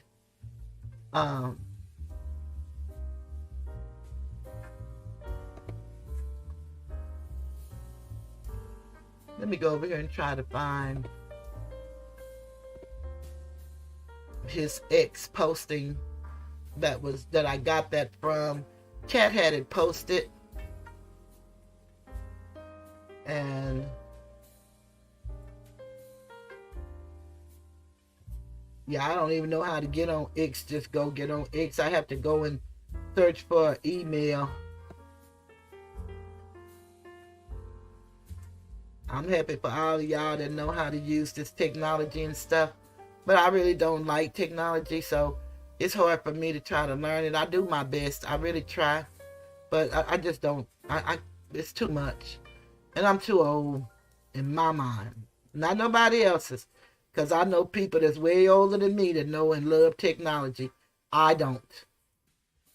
So when it's something that you're not interested in, it's very hard to be dedicated to it.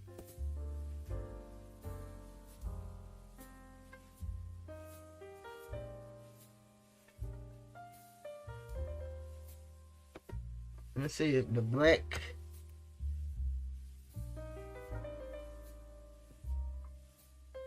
I think it's a black civilian, I think. I don't know.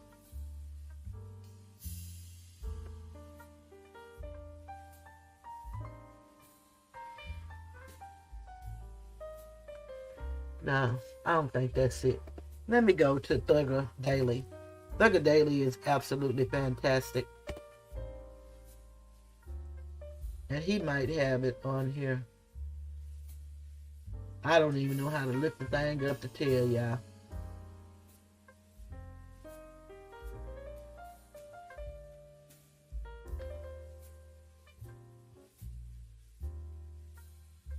I think I'm wasting time. I'll have to find it and do it, because I don't see where it's on here, but I know that it's on here somewhere because Katt had posted it.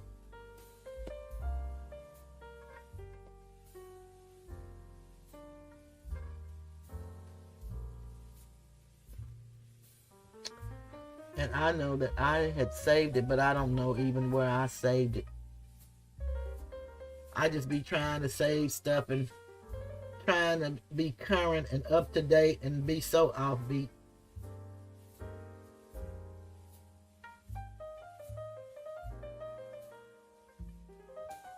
But as a 65-year-old that does not like technology, I think I do kind of good. I give my best.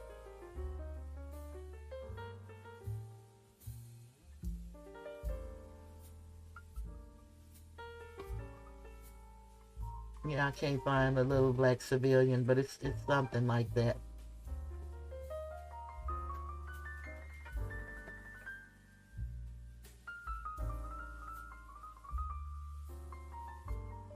Okay, I can't find it right now, so let's go on to the next thing. The next thing is this article that I found.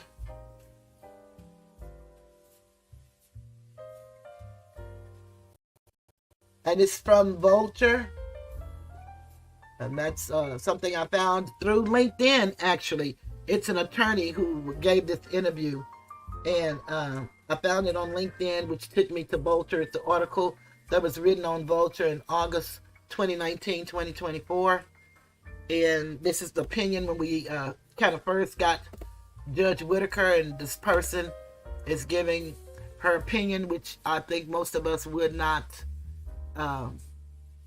disagree with.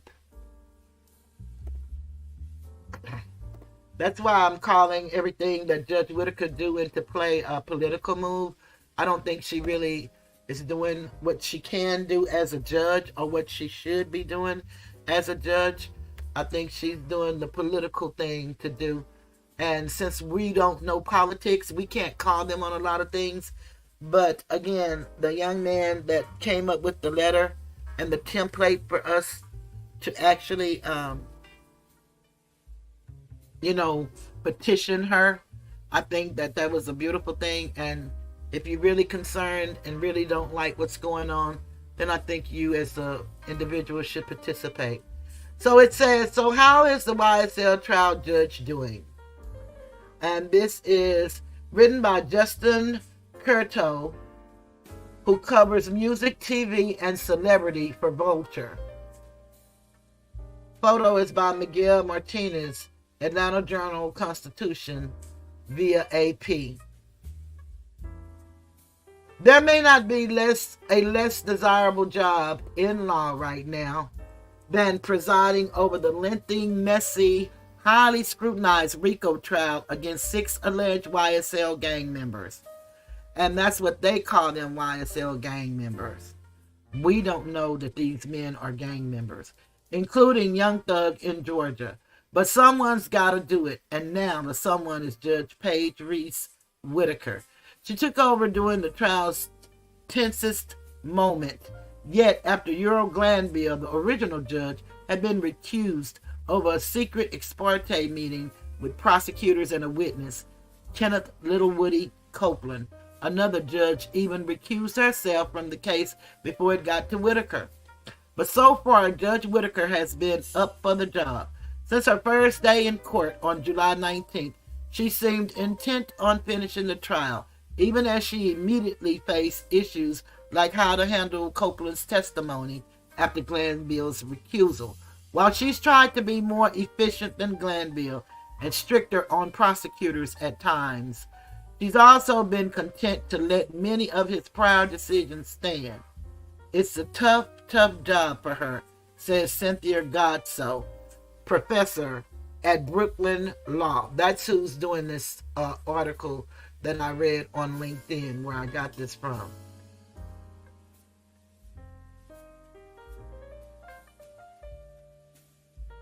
Since testimony resumed last week, here's what we've learned about Judge Whitaker and what to expect from her courtroom going forward. She wants the trial to move forward.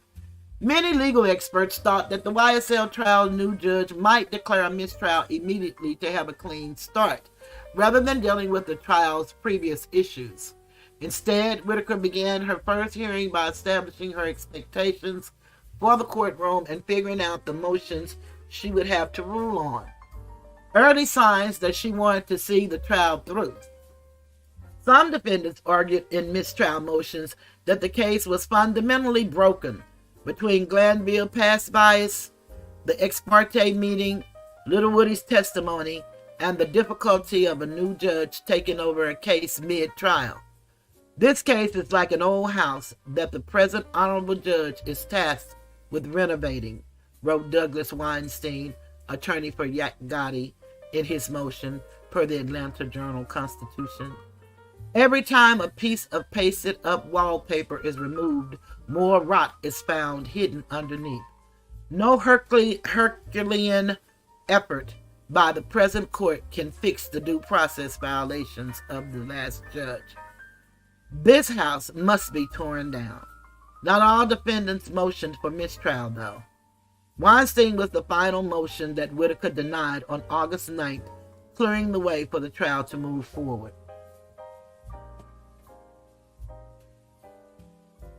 Adante Pointer, a civil rights attorney, was actually kind of surprised Whitaker didn't grant a mistrial over what he sees as fatal flaws in the case, like the ex parte meeting and Glanville's past remarks toward the defense.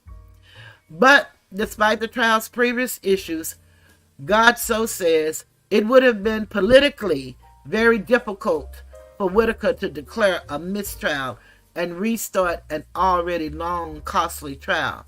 She sort of stuck with it, meaning from a public perspective, she says, noting that as a state judge, Whitaker is elected. People would be furious, right? Okay, that statement there lets you know that everything that these people are doing is political. They're trying to see how they look in the eyes of the public. Just like they don't tell these young men, when you commit a crime or whenever you do a plea or whatever, it's all predicated on your past criminal history. So when you commit a crime, if you've ever committed a crime, then they go back and look at that crime to enhance the crime that you committed this time. It's very, very, very the wicked system that they say is a just system for us, but is it really? Who is it just for?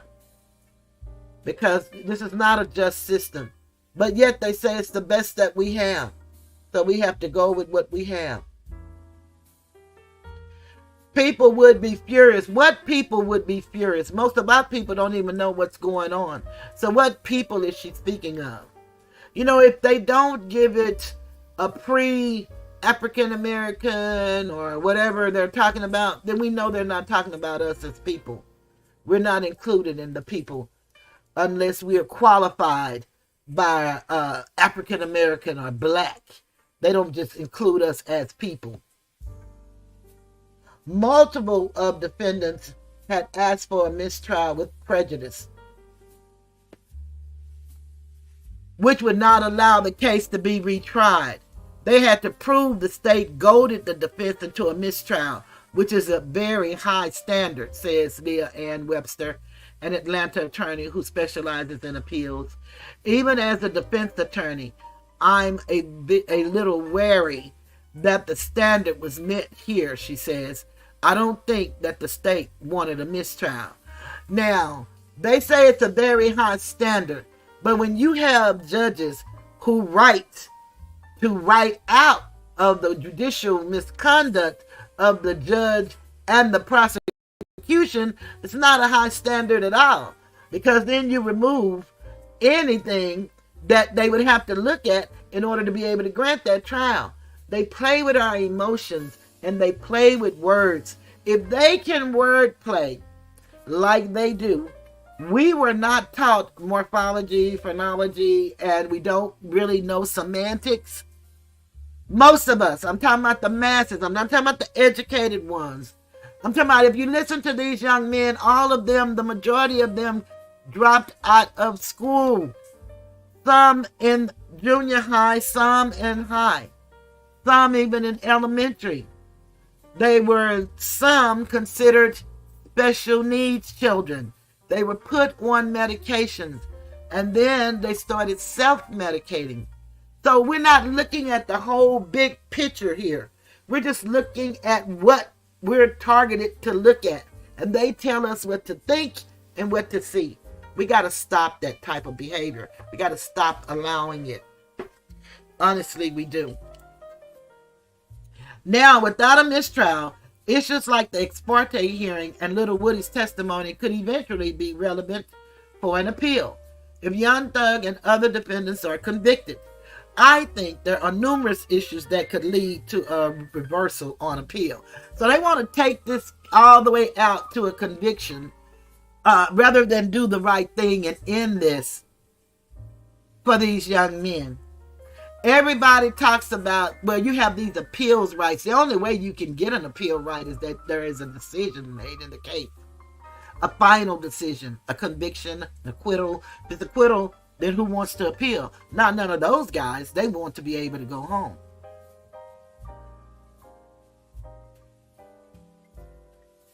While the defense attorneys are clearly focused on winning the case, he adds, they're definitely doing a good job for preserving issues for appeal. As for Whitaker, I actually think it's much easier cover for her to just move forward than be like, well, look, all of the issues on appeal. They weren't on her. That's what Godso said. She said she didn't get the problem, so why she worried about it? That's what she's saying. And she wants it to go quickly. Whitaker came into the trial looking to set a more efficient pace than Glanville, whose disorganization and long comfort breaks had stretched this into the longest trial in Georgia history. It should not take another 7 months, Whitaker said during her first day in court, after Glanville was recused 7 months into testimony. She has been using the jury's previously scheduled breaks to settle motions related to excluding evidence or motions in limine, which Glanville had been hearing as they came up rather than before the trial began. Whitaker has even set a standard for timeliness, scheduling court to begin at 9 a.m. and asking attorneys to be present at 8:45. And when I say 8:45, I mean 8:45, she said, on her first day. Yeah, that sounds beautiful. Just something to say. And that's Thugger Daily reporting on Judge Whitaker and the things she's saying.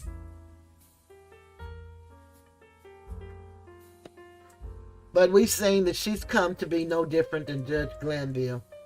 She just has a different method in the way she does it. In court on August 14th, Whitaker said she hopes the trial will be over by Christmas, per the Journal-Constitution. Prosecutors have said they still plan to go around 150 witnesses.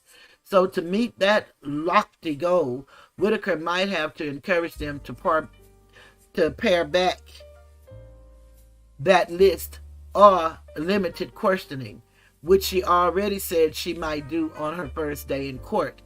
While it's within her power as judge, Pointer admits limiting witnesses could be controversial and even be cited on appeal. If the judge wants to try to rein it in that type of manner, I don't know why I'm talking about rein manner, then once again she's opening up another Pandora's box, he says. Weinstein since filed a motion to limit the prosecution's case on August 19th, the Journal-Constitution reported, citing the trial's continued delays. This trial will last well into 2025 if the state is permitted unlimited time to present its case, he wrote.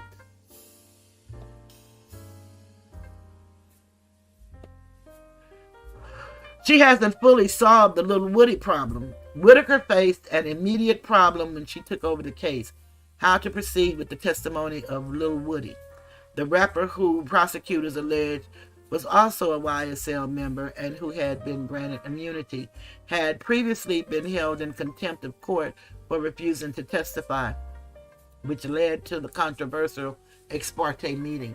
The defense first motioned for Judge Glanville's recusal in the middle of Woody's testimony on June 12th, but he continued testifying until the trial was paused on June 17th. Once Glanville was recused, all the testimony was effectively voided. So Whitaker decided that if Woody chose to testify again, rather than be held in contempt, all of his previous testimony from June 12th onward would be struck from the record.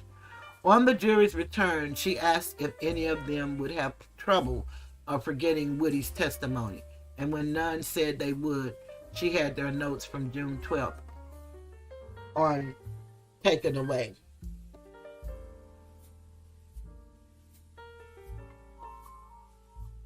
Webster says it's a legal fiction that jurors listen to all of their instructions, even a difficult instruction like forgetting multiple days of testimony after a 2-month break.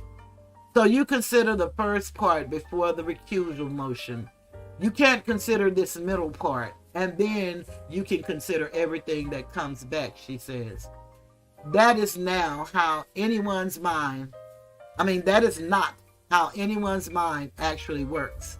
And even if jurors could forget the testimony, Pointer asks, it's hard to disregard your feelings about that person and in his situation, whether he's credible or not.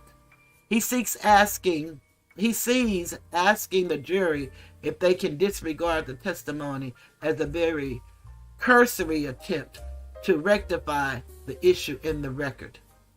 To Pointer, the difficulty in proceeding with Woody's testimony only shows why Whitaker should have declared a mistrial. If that truly is the critical witness that goes to tie all this together and that they're going to try to build the foundation of a conviction on, it makes nothing but perfect sense to me where you would declare a mistrial, he says. Prosecution questioned Little Woody the entire week of August 12th and are expected to finish on August 26th. After a pre-planned jury break this week, the defense will cross-examine him afterward. However, on August 16th, Whitaker told Brian Steele Young Thug's attorney, that he could not ask Whitaker about the ex parte meeting, which jurors have not been informed about. Limiting that questioning could go against defendant's right to a thorough and sifting cross-examination, according to Webster. He didn't want to testify and was willing to go to jail, he says of the meeting.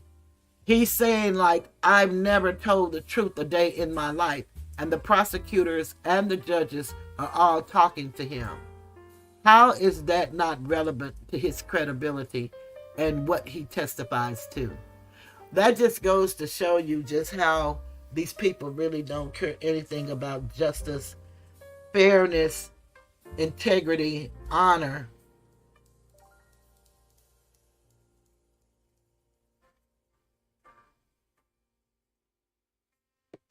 She's reluctant to change too much, like bond. One of Whitaker's first orders as the trial's new judge was denying new requests for bond from many of the defendants. Steele had argued Young Thug was languishing under torturous conditions in jail, per Billboard, and that even the trial's slow pace and pauses, he should be able to be under house arrest. But in a hearing on July 31st, Whitaker said Judge Glanville's recusal did not amount to changed circumstances necessary to reconsider bond. However, Whitaker admitted, I don't know how I would have decided the bond originally. Deciding to keep Glanville's precedent here seemed to indicate that she didn't want the door open to reconsider all of his rulings. Godso thinks Whitaker had an opening to reconsider bond. Bail is actually supposed to be an ongoing assessment, she says. The trial is going on way longer than it was supposed to. There was just a month and a half long recess and the recusal. That is, to me, a material change. Now, this is a professor speaking, remember that. Whitaker did cite her intent to speed up the trial when she denied bond. However, judges can be pretty reluctant to change bond mid-trial, Pointer adds. While he agrees that Whitaker should have reconsidered bond given the trial's unique circumstances, he also can see why she didn't. A judge like this would not want to get egg on her face if by chance defendants are released and something happens that comes back to them, he says. I'm sure she thought to herself, why risk it? But the judge is not supposed to be so self-interested in the process that she overrides and runs roughshod over the defendant's rights. In spite of Whitaker's ruling, Young Thug has seemed upbeat in moments since the trial returned, even laughing with Steele during time in court.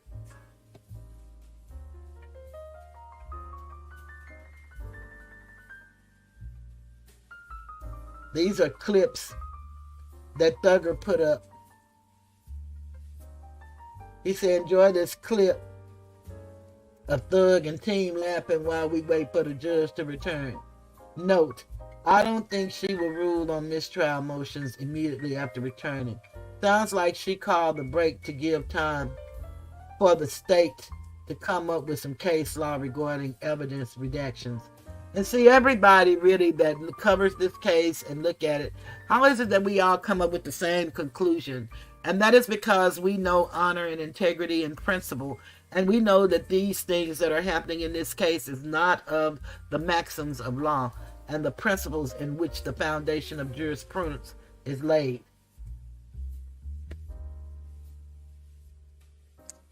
She's being stricter on the prosecution. Yeah, in appearance, but not in actuality, because she still allows Love to do the things that she does. And then when she corrects the state, she always asks Glanville include the defense talking about you all and both of you all. That has nothing to do with what is happening at the time that Love is being disrespectful to not only the court, but to all of us. She cares not about the letter, the spirit, or the truth of the law.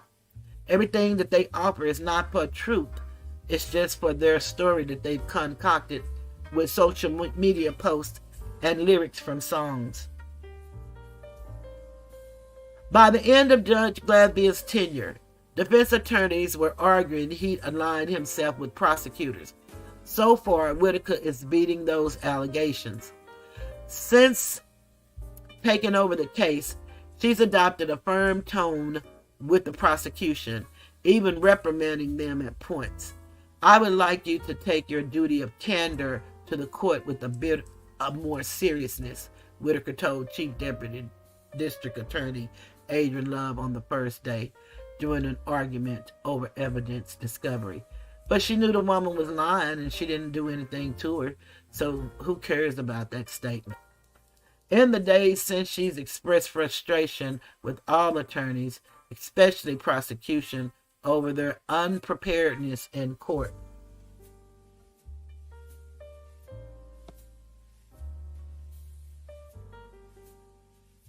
And you see, that to me is that color of law, where it looks like you're getting law, but it's not. It's fake. Whitaker has also taken a harder line on prosecutors disclosing necessary evidence to the defense, even telling prosecutors, you better make sure you got all your ducks in a row and you have shared those ducks and ducklings with the defense, per the Journal-Constitution. Well, they don't have, but she managed to work her way around that as a judge. The Brady Rule, God so says, is an important check on prosecutors since they do not work directly for clients. They're really not supposed to be just doing anything to get a conviction. They're supposed to be doing justice, which includes turning over exculpatory evidence, she says. On August 9th, in response to a motion for a fair trial from defendant Shannon Stillwell, Whitaker ordered prosecutors to watch a training on Brady rights and their obligations as a prosecutor under her direction. The move fell short of the disqualification the defense had been looking for, but still came as a surprise. Isn't that essentially a full-throated admission that prosecutors haven't been doing what they're supposed to be doing, which is safeguarding the rights of not only the victims but the defendants, as well as the judicial system? Pointer says. I think that's an indictment right here. But who cares about the indictment when you're not going to do anything about it? And so that's the article there.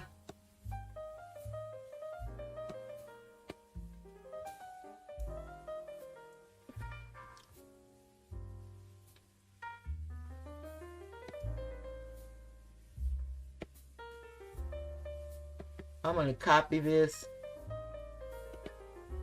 and I'm going to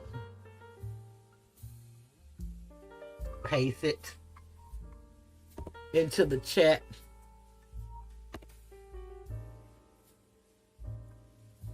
Hey, Kat.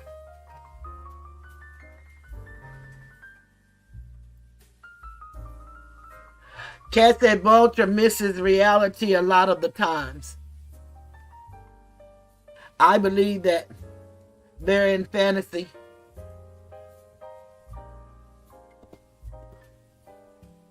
Okay. I'm going to post this here. And then I'm going to start with showing my videos. And again, they're going to be my videos from I'm Not a Lawyer, but Kat, Mr. Neely Fuller,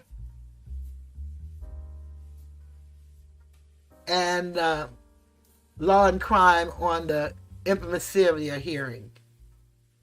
So who all can stay with me, I greatly appreciate it, and those that can't, I truly understand. Tomorrow is a work day, so I understand.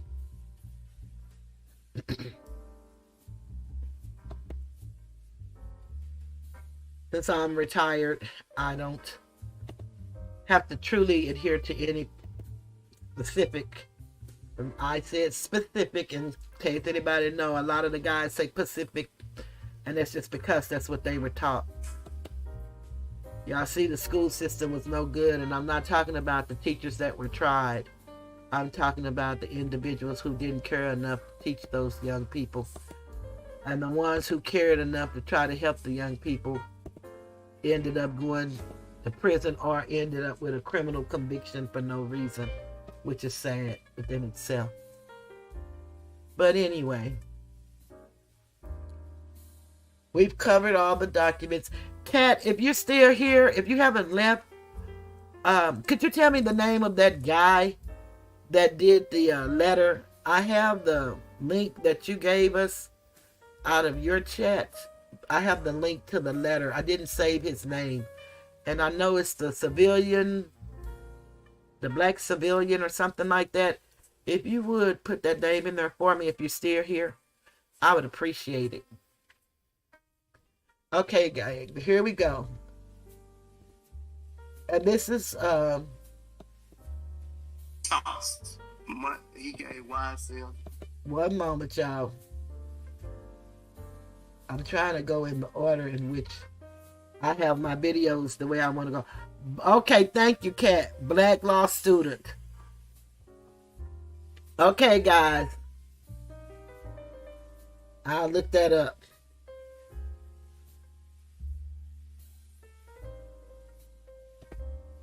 You know, when I was talking a moment ago, I was going to show y'all this picture of our history and who we are as a people, and that's why we can't get caught up in talking about race and colorism, that there's only one race, and that's human race. I wanted to share with you guys a picture of our ancestors from throughout the globe. And this is one we don't get to see often. No one thinks it's important, but I think that we should think that it's important so that we can understand that this is a human issue. And everything that, most of the things that we're being taught is socially engineered. And we're being taught this for a reason, to keep us asleep. But we need to start waking up and smell the coffee. So when people say that their people came from different places, look at our ancestry.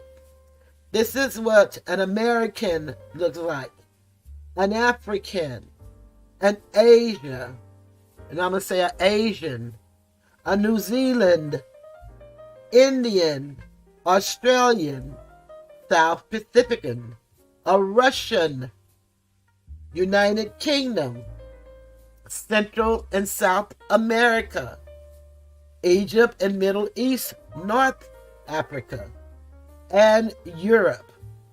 We are all over the world, indigenous to the land.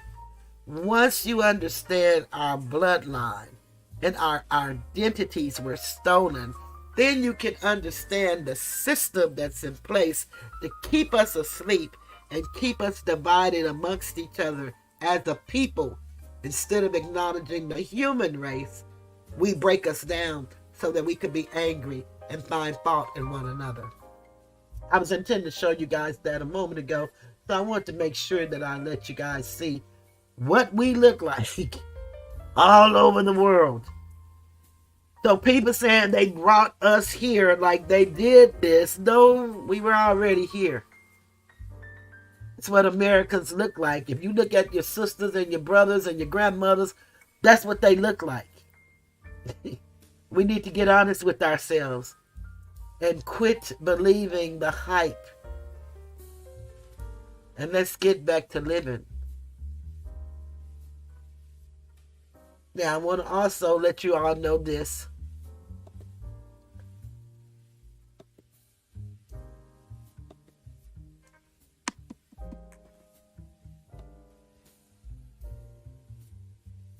Let me stop that. And let me go here.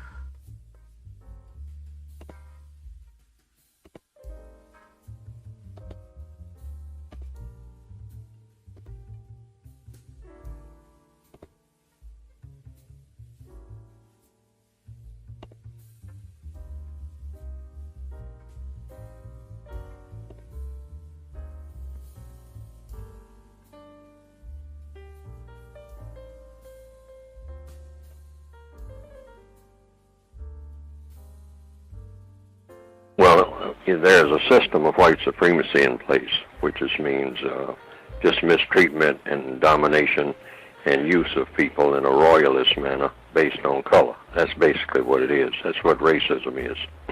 It's just a variation of the of royalism, but it's based on color rather than other things like lineage and who your father was and what your name was. I mean, 1,000 years ago, and certain sets of traditions, et cetera, et cetera, et cetera.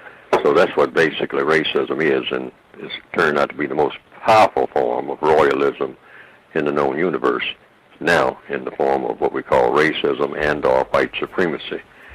Now, in any structure that's dominant, you have to dominate the people in all areas of activity. If you don't dominate them in all areas of activity, then other areas of activity will slip away from the domination factor. And you have 9 areas, according to what I have written, that would just about cover most things. I think that's adequate enough. Economics, education, entertainment, labor, law, politics, religion, sex, and war.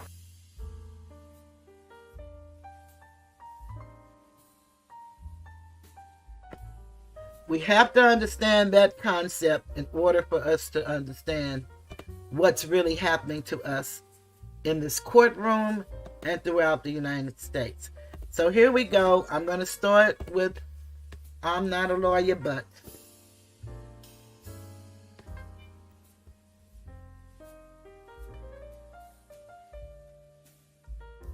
On day 123 of this trial,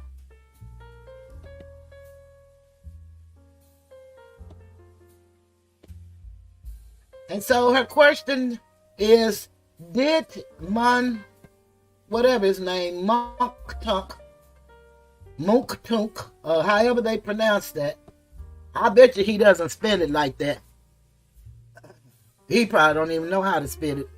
I don't know, maybe he does. But whatever this is, Mounk, did he really understand the plea deal, which I believe none of them did? I believe none of them do, and I believe we don't either, because of the legalese that's being used, and we don't understand the language. So, let's see how this goes, y'all.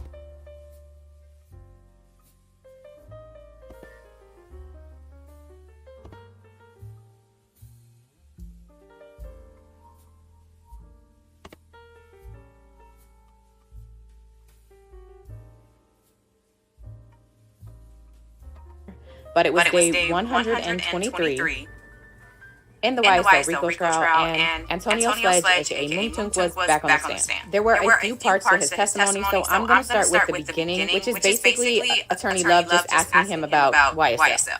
Would you tell the jury what things you did with the gang? You keep making it seem like it's a game, as though it's not a game. It's just a group of people that know each other. It wasn't like a game.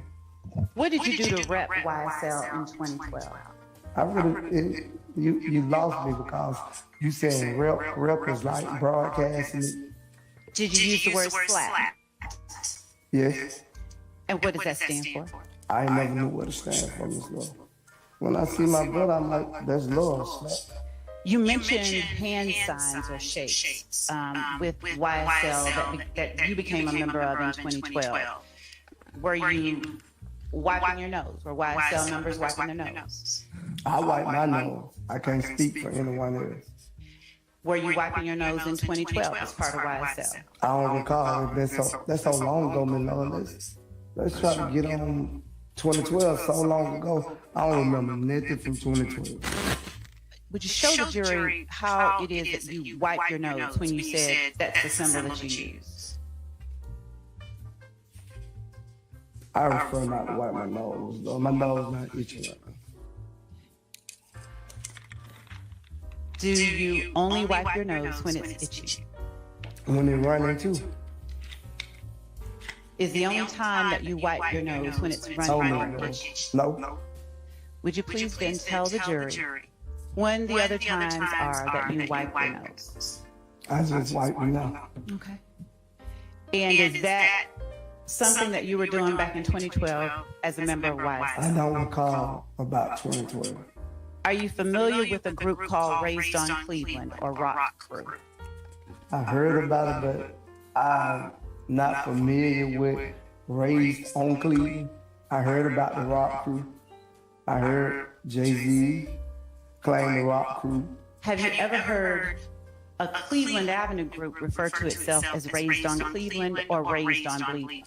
Raised on Cleveland. Have you ever heard Raised on Cleveland refer to itself as Raised on Cleveland, replacing the C with a B? Maybe. From there, they get into the specifics of Antonio Sledge's plea deal. And if you watch my video from the other day, you know all about his plea deal. Now, what becomes clear is even though Antonio... I'm sorry for you guys. Nobody let me know that the echo was there. I forgot to cut on my mute button. So please forgive me for that echo in y'all's ear. But Mel breaks this down, and she doesn't give any personal opinion. She just breaks down the video in such a way that's concise and so few words, but very poignant. And that's what I love about her commentary. I'm going to always give an opinion, being opinionated. One moment.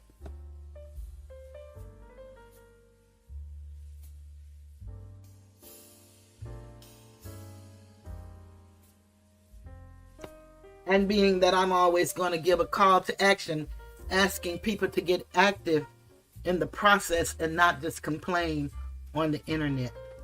And then I like the brilliancy of the way Katt breaks down videos because of her legal mind.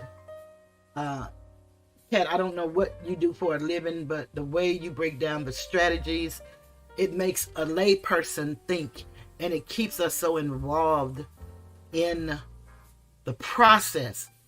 And it makes people, if nothing else, feel like they are part of this. I wish that we could be moved to call to action like the letter that this young man put together for us to petition the judge, as the First Amendment give us the right to do. So here we go. Let her continue. Antonio Sledge signed everything for this plea deal, it doesn't seem like he was ever really clear what he was signing. Do you remember addressing these statements in court ever?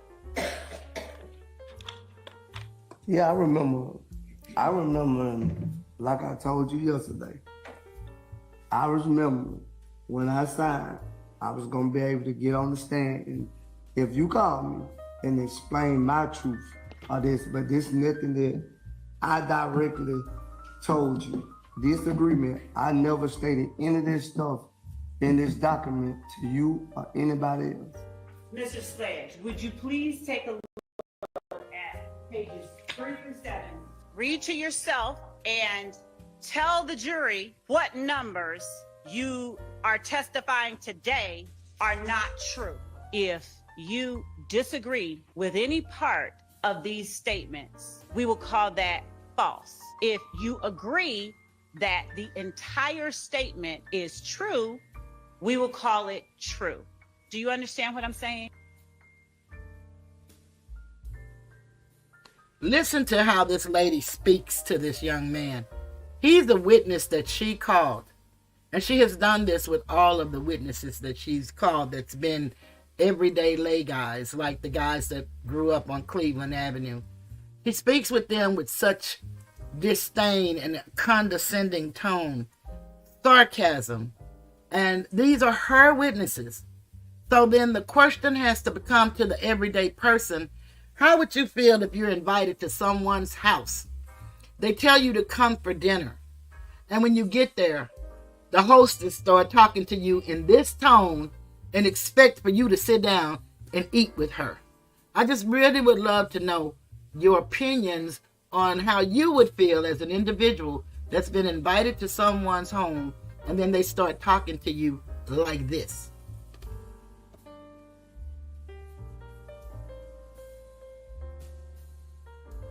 Yes. All right. Number 1, is it true or false? True. Number 2, is it true or false? True. Number 3, is it true or false? True. Number 4, true or false? True. Number 5, true or false? True. Number 6, true or false? True. Number 7, true or false? False. Number 8, true or false? False. Number 9, true or false? False. Number 10, true or false? I can say true. Number 11, true or false? True. Number 12, true or false? True. Number 13, true or false? True. Truth, I can say truth about that. Number 15, true or false? True. Number 16, true or false? I say false, but I don't agree with everything they say in it, so I say false. Okay. So now we're talking about your understanding sentencing acknowledgments. If you understood all of it on December 28, 2022, please answer yes. If there was any part of it you didn't understand, please answer no. Okay? Yes. All right. I got you. I know what you're saying. Number 1, on December 28, 2022, did you understand it? No, I didn't understand that. Number 2. No, I didn't understand that one either. Because I didn't even know I said that. Number 3. No, I didn't understand that one either, Miss Love. All right. Number 4. No, I didn't understand that one either. Number 5, on December 28, 2022, did you understand it? I didn't understand it. And number 6, No, I didn't really understand that one either. the paragraph underneath number 6. No, because I never even read this. I didn't understand. You did not understand that paragraph? No. Okay. I'll backtrack just a little bit. Would you please turn to page 5, the factual acknowledgments I'm about to ask you about. So as it relates to number 7, is it the portion before the first comma or after the first comma that contains what you now say is false? I say the one false by told. Is Yeah, there a 'cause testimony nobody- that you were never told? I was never told. Okay. Number 8, which part of number 8 is false? I didn't know it said, personally, I thought when my lawyer was explaining, he said responsible.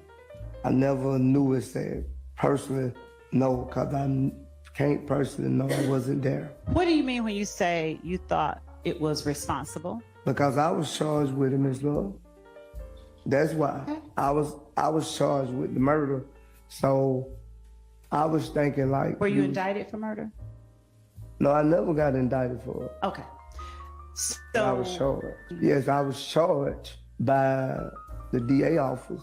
So how does that factor into your misunderstanding about the meaning? Because I didn't know it say defensively, personally know one or more YSL member that committed the murder. I don't personally know. I wasn't there and no one never spoke it to me. So I can't say I personally know. What about number 9? What part of number 9 is false? He gave YSL's associate money to lay low. Well, what I would say, the word, you used the word lay low. I would have used the word to get family members out of harm's way. That's what I would have used. If I'd have gave you this, that's what I would have said. I wouldn't have said he gave us money to lay low. Is it your testimony that you did not send those words to the state through your lawyer? Is that your testimony today? I don't know how it still became lay low. My words and the notes that my lawyer took down, it was to get me and my family out of harm's way because on January the 10th, I was accused of the murder by the streets, not by your district attorney office. Understood. All right. Thank you for clearing that up. So going back to page 3 of 7, number 1, how did you mean for them to boost the street credibility of YSL? Brought females around, people wanted to hang. Did it make people scared of YSL too? No. Is it your testimony today that you committed or participated in that drive-by shooting Yes. to boost the reputation of YSL to bring females around? No, not. But what I was saying, like, I just don't think it was to boost the credibility. I never knew that the question even said to boost a notorious street credibility. I didn't know the question said that at the bottom. I knew about the top part. That's why I signed to it, because I knew me and Zachary. So this is a prime example of what Woody says he does. You take a little bit of the truth and mix it with a lie, and then you put it on paper, and you force these guys to sign the whole statement, which they know is not what they would say or their words. It's you took part of the truth and put in your lie, and now making them swear their freedom on a lie. Because a half truth is a half lie. Or I should say, a half truth is a whole lie. That's what we need to learn. That when you take a little bit of truth and add it to a lie, a half truth is a whole lie. And the state has done this with each one of these young men that they offered a plea. Remember, a plea deal is the trial penalty, and it gives you, it takes you away from your right to a trial by jury of your peers, which all you need is one individual to see it different from the other 11, and you could walk away under reasonable doubt or beyond a shadow of a doubt if that person does not in their heart and their thinking believe it to be what the state is saying that it is. Because in a criminal case, normally you need a unanimous decision, meaning everybody must agree in order for you to get a conviction. So let's keep going. In Gunnington pleaded guilty to doing a drive-by shoot. Number 3, as it relates to you only, how did threatening to harm Shell Kale count as you're acting on behalf of YSL? What did it do for YSL when you threatened to harm Shell Kale? It didn't do nothing, because me and Shell Kale seen each other 1,000 times and that never happened. So it didn't do nothing. Because who in Shell Kale? I said, me and Shell Kale seen each other, me and him, seen each other 1,000 times and nothing never happened. All right. Do you remember earlier when you were reading section 3 that I asked you if any part of it was false, to label it false? I probably couldn't hear you. Well, that part, I say that part down there is false. Okay, so we're going to label that as false, number 3. Okay. All right. Number 4, is there any part of number 4 that is false? See, I didn't even know how to say this. Yeah, that's false too. Mr. Sledge, did you read earlier when I was going over them? Did you read each of these? I didn't read that part. I missed out on that. On the video part at the bottom. Number 5. I didn't read and understand it at first, but now I do. So with your new understanding, it'll be false. Number 6. Read it, please. Is any part of number 6 false? Because if it is, I would like for you to say false. False. All right. Do I have it correct that your testimony today is that number 3 is not entirely true? Yes. Number 4 is not entirely true? Yes. Number 5 is not entirely true? Yes. Number 6 is not entirely true?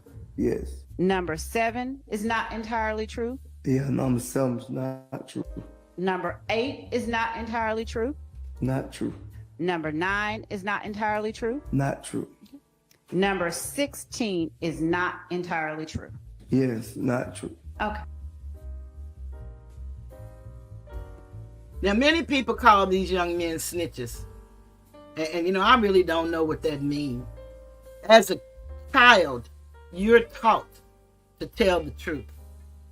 As a child with siblings, you can't wait to take yourself away from an act that you know you didn't commit. You may have been there with your brother or your sister, but if you don't want that whooping that you know you're going to get, you can't wait to tell on the person that actually did whatever that act was. And I guess you could call that snitching. But we were taught in the community, in the neighborhood, in our homes. If you had any kind of parent, they taught you right from wrong. They taught you partners in crime is partners in time. What that means in layman's terms, if you do something with somebody, then you're going to suffer the consequences of the actions of that somebody. These young men are willing to tell and own up to what they've done. Most of them have spent time for what they've done. In a real system of justice, what's happening to these young men would be double jeopardy. But they took a state RICO statute that the state came up with using John Floyd, who's not really been a part of this case. We saw him, I believe, once, maybe twice, throughout this whole 20 months of craziness.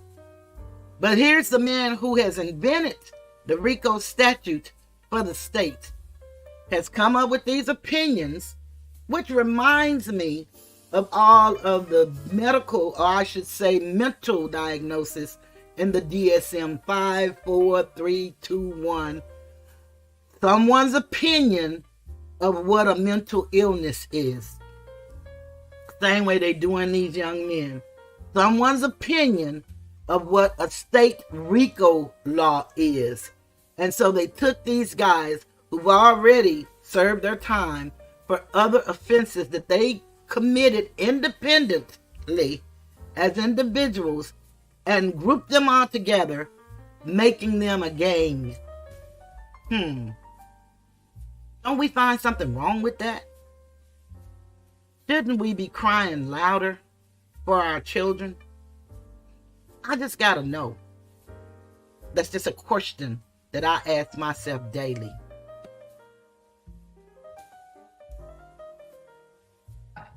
Of all of the factual acknowledgments from 1 to 16, is it your testimony today that the only ones that are true fully are number 1, 2, 10, 11, 12, 13, 14, and number 15? Yes. I'm going to just speed it up a little bit just for the sake of time. I really like to hear them in their own voices, especially how gross this woman sounds when she's talking to people. But for the sake of time, and you guys have been willing to stay with me this long, I want to speed it up a little bit. If it's too fast, let me know and I'll go back.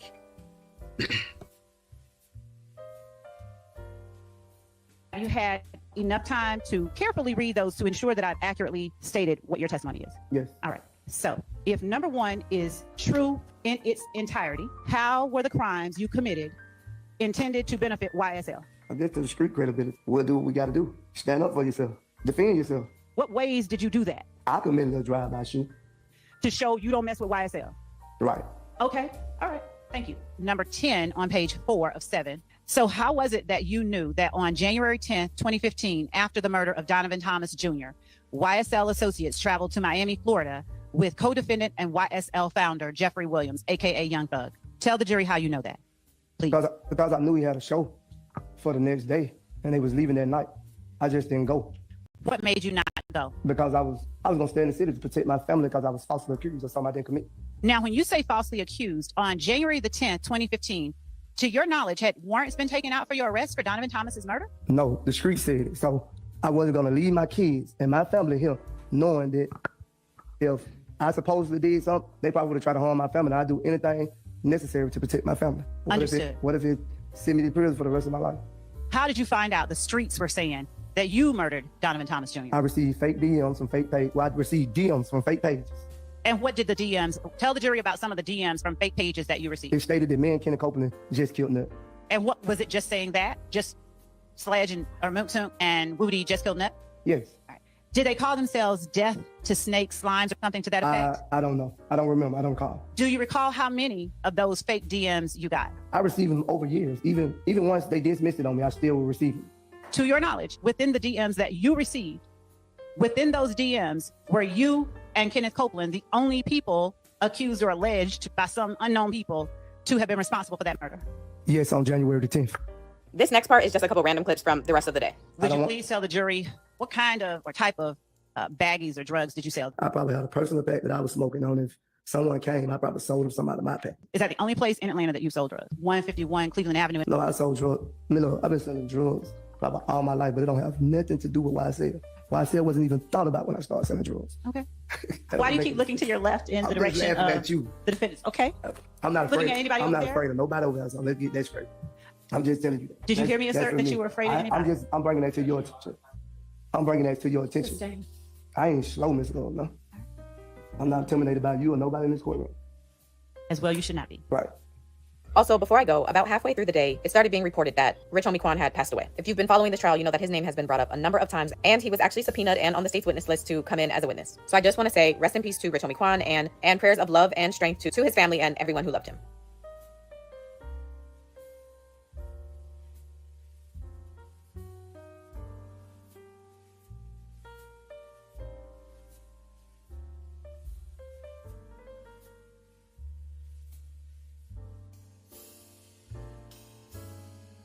I don't know if y'all have a favorite song by Rich Homie Quan, but my favorite is My Nigga, My Nigga. My Nigga, My Nigga. That's my favorite. And some type of way, make me feel some type of way. This trial is making me feel some type of way. And it's really, really, really sad to me that we don't have more people, and especially men, feeling some type of way and reporting on the atrocities that are taking place in this case. I want to say hello there, big homie Slick. I want to thank you guys coming over from D's chat. I love me some D, and he's one of the guys that do cover this story when he can. And it means so much because I like the way he, and believe it or not, E-Band Films tell this story from a man's perspective. K-Biggs, I love the way these men, Classy Beats, take on this story from an Asiatic male perspective. We need more men that are marginalized telling this story. Most have some type of experience with the criminal injustice system.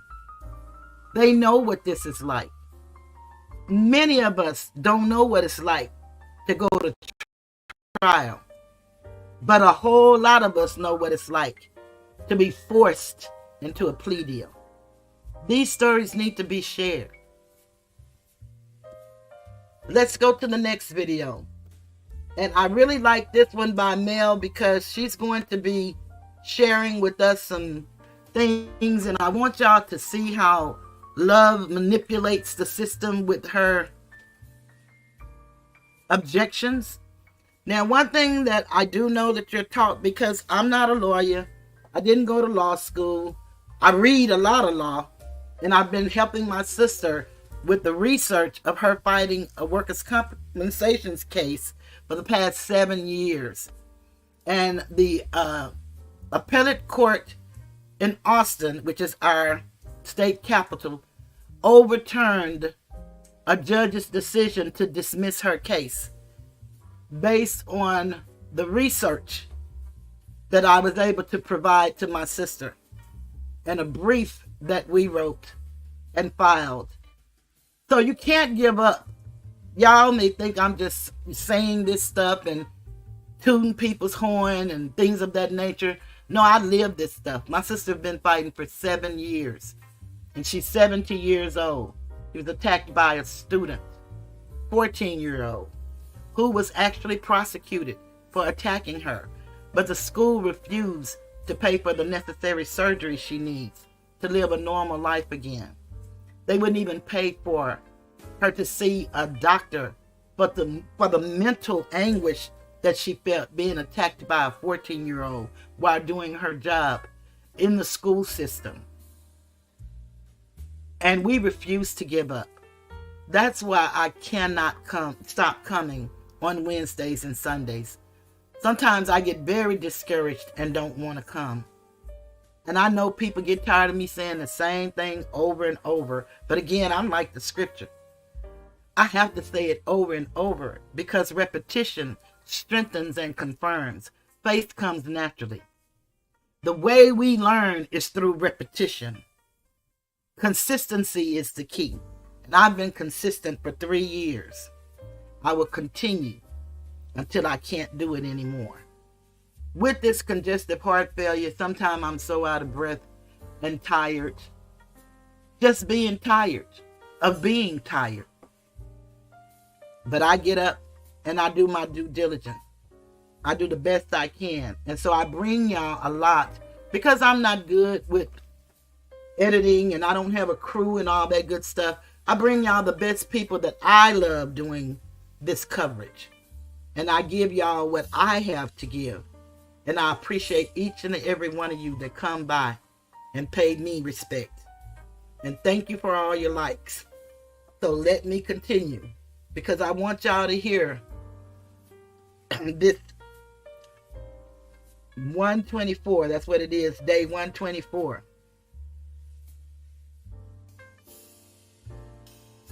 Let me bring it up for you guys.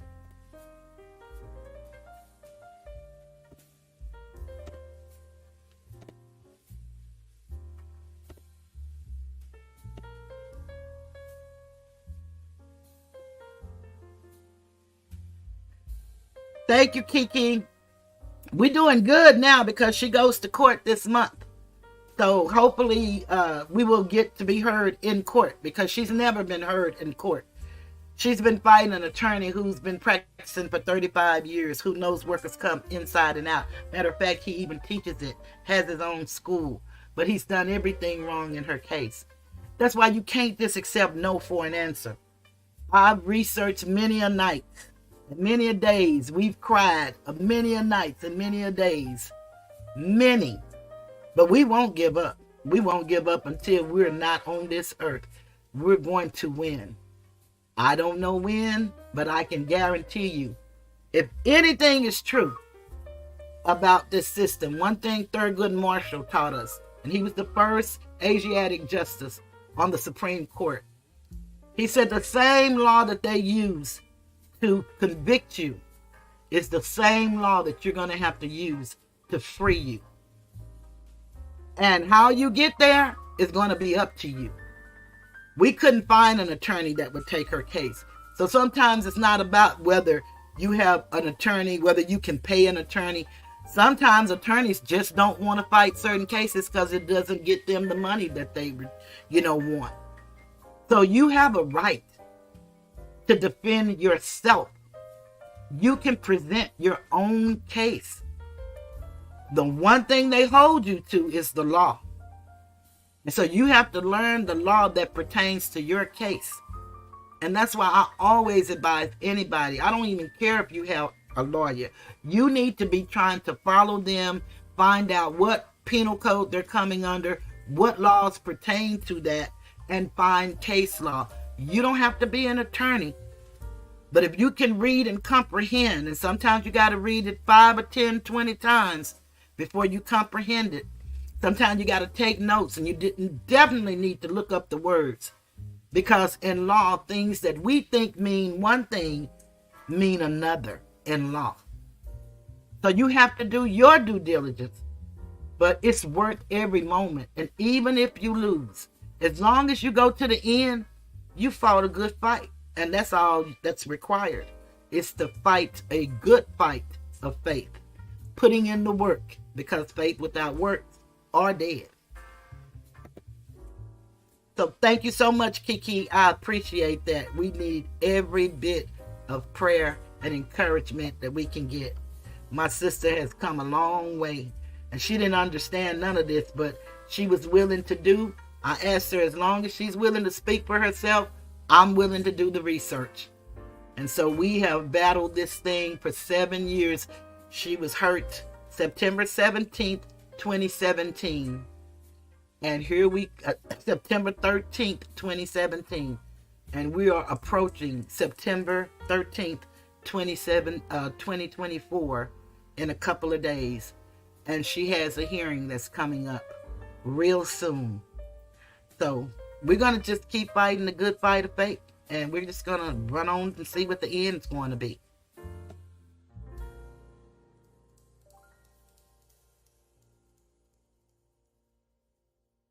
I don't know what Mr. Zachary's going to do, but if there is elicited testimony about my client, stuff about what Mr. Zachary said about my client or to the police or at my client's prelim or at a prelim in general, I am moving for a mistrial. I am of the opinion that the state will have goaded me. I'm putting them on notice. Don't do that. I'm not a lawyer, but day 124 of the YSL RICO trial has also made me never want to become one. The clip I just played is how the day started, and it only got worse from there. Attorney Love finished direct examination of Antonio Sledge, and at first, she focuses on asking questions about what Sledge remembers the night of Donovan Thomas's death, but then she plays video from the day Antonio Sledge accepted his plea, and I think the focus is on how much he really did or did not understand. Who is it that you think you remember you met up with after Donovan Thomas was killed? Do you remember whether Quindarius Zachary was there? I think Quindarius Zachary was there when I got there. Shannon Stillwell was there. I still don't remember if Shannon Stillwell was there because I didn't see him personally with my eyes, so I still don't remember if he was there or not. Diamante Kendrick was there. No, I think Mr. Kendrick was not there when I got there. And Kenneth Copeland, was he also one of the persons that met up with you, Shannon Stillwell, Diamante Kendrick, Quindarius Zachary, and Defendant Williams at Defendant Williams' condo? Yes, he was there. What did y'all talk about at the condo when y'all all met up?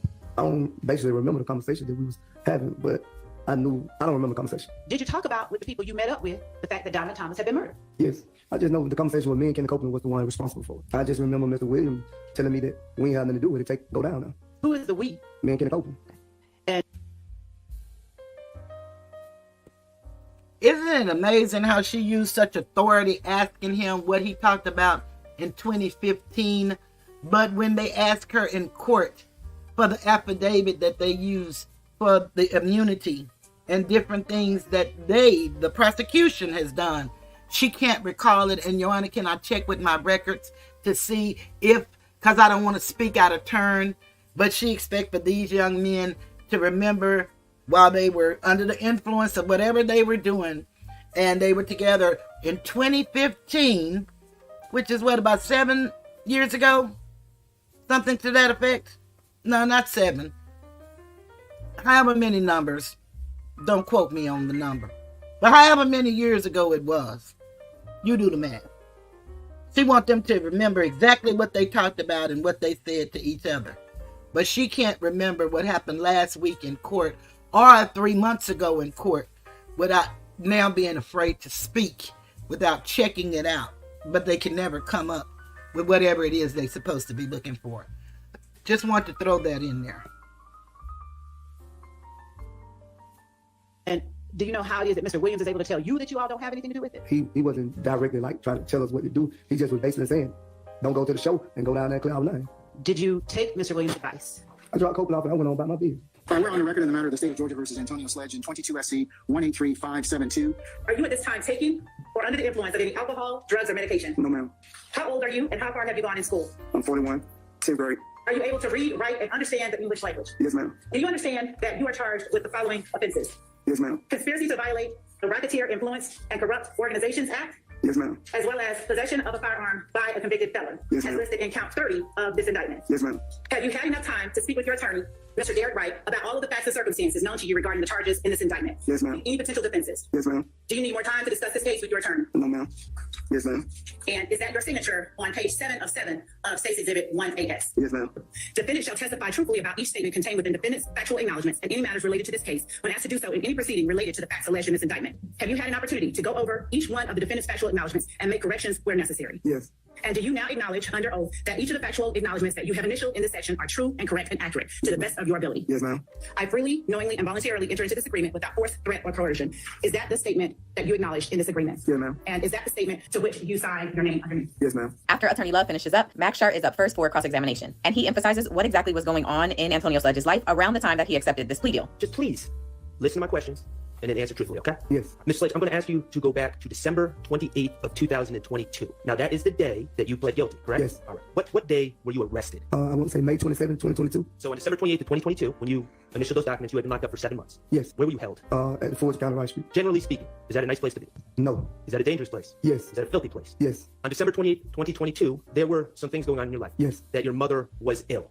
Yes. You have 8 children, is that correct? Yes. Did you have a significant other at the time? Yes. The money that you paid your attorney, you knew it wasn't enough for him to go to trial on this long case, correct? Yes. This line of questioning about the money that Sledge paid to his attorney starts to create some back and forth between Max Shart and Attorney Love, but ultimately the point that Max Shart makes is that some of the defendants who relied on public defenders were severed from this case because the public defender system hadn't assigned them one. And so they, by no choice of their own, could not move forward with being a part of this trial because they couldn't afford an attorney and the system hadn't given them one. So Max Shart is arguing that this was an added reason for Antonio Sledge to accept his plea deal. So Whitaker allows Max to make this point in front of the jury, and then court continues. And Max begins focusing on the details of Antonio Sledge's plea, plus why he says Antonio Sledge made this video that the state played yesterday, which was directed at Shellkel. Being in Rice Street for 7 months prior to your plea, did that put pressure on you, plead, to accept this deal? Yes, a lot. Being separated from your sick mother and your children, did that create pressure, plead guilty on December 28, 2015? Yes. December 28, 2022. Yes. The fact that you had not hired an attorney for trial, did that create pressure on you to plead guilty on December 28, 2022?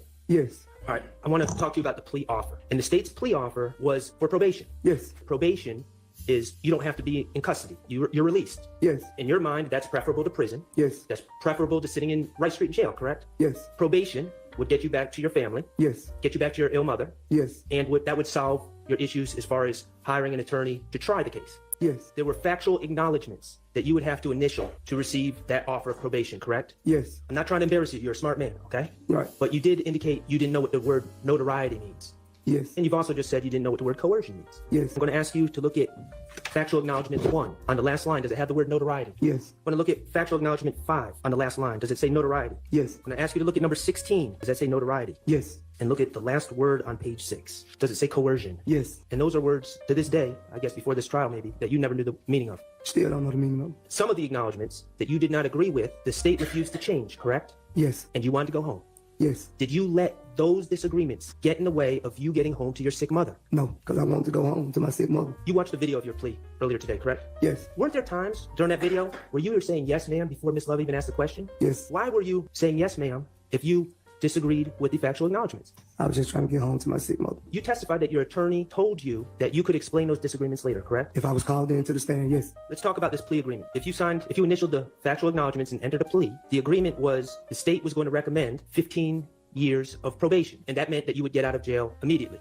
Yes. Your plea is to testify consistently with the factual acknowledgments you signed that you say are not true. Yes. And according to this agreement, if you fail to testify consistently with those acknowledgments, the state can move to revoke your probation, correct? Yes. Revoke it and see the prison. Let's talk about the agreement for count 30, possession of a firearm by a convicted felon. Sentencing was withheld, correct? Yes. So you weren't, even though you pled guilty to count 30, you were not given a sentence. Yes. And your understanding is if you testify in accordance with this plea agreement, the state will dismiss that case. Yes. Even though you've already pled guilty to it, the state will go back, let you withdraw your guilty plea, and dismiss the case. Yes. Number 4 says, defendant understands fully that if prior to the conclusion of the initial trial of this case, defendant fails or refuses to testify to any fact that he acknowledges in his plea agreement, such failure or refusal nullifies any promise made by the district attorney to null pros count 30 of this indictment and may result in defendant being sentenced to serve as much as 35 years of confinement in the Georgia Department of Corrections / prison. Why did you initial it? Because I wanted to get home to my mother. Showing you a document marked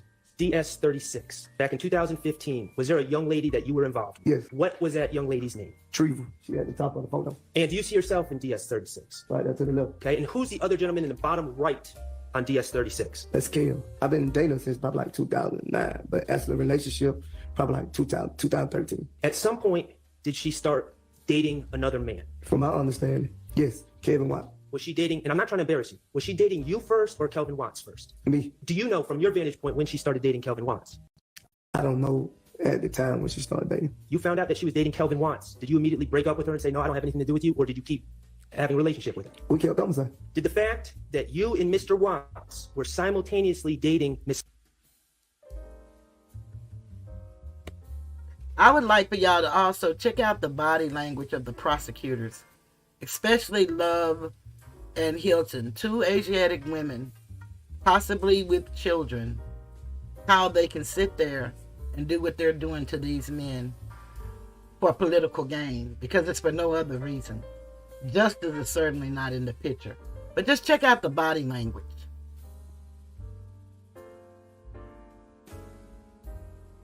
Smith, did that create problems between you and Mr. Watts? Yes. Okay. Did that lead to an internet back and forth between you and Mr. Watts? Yes.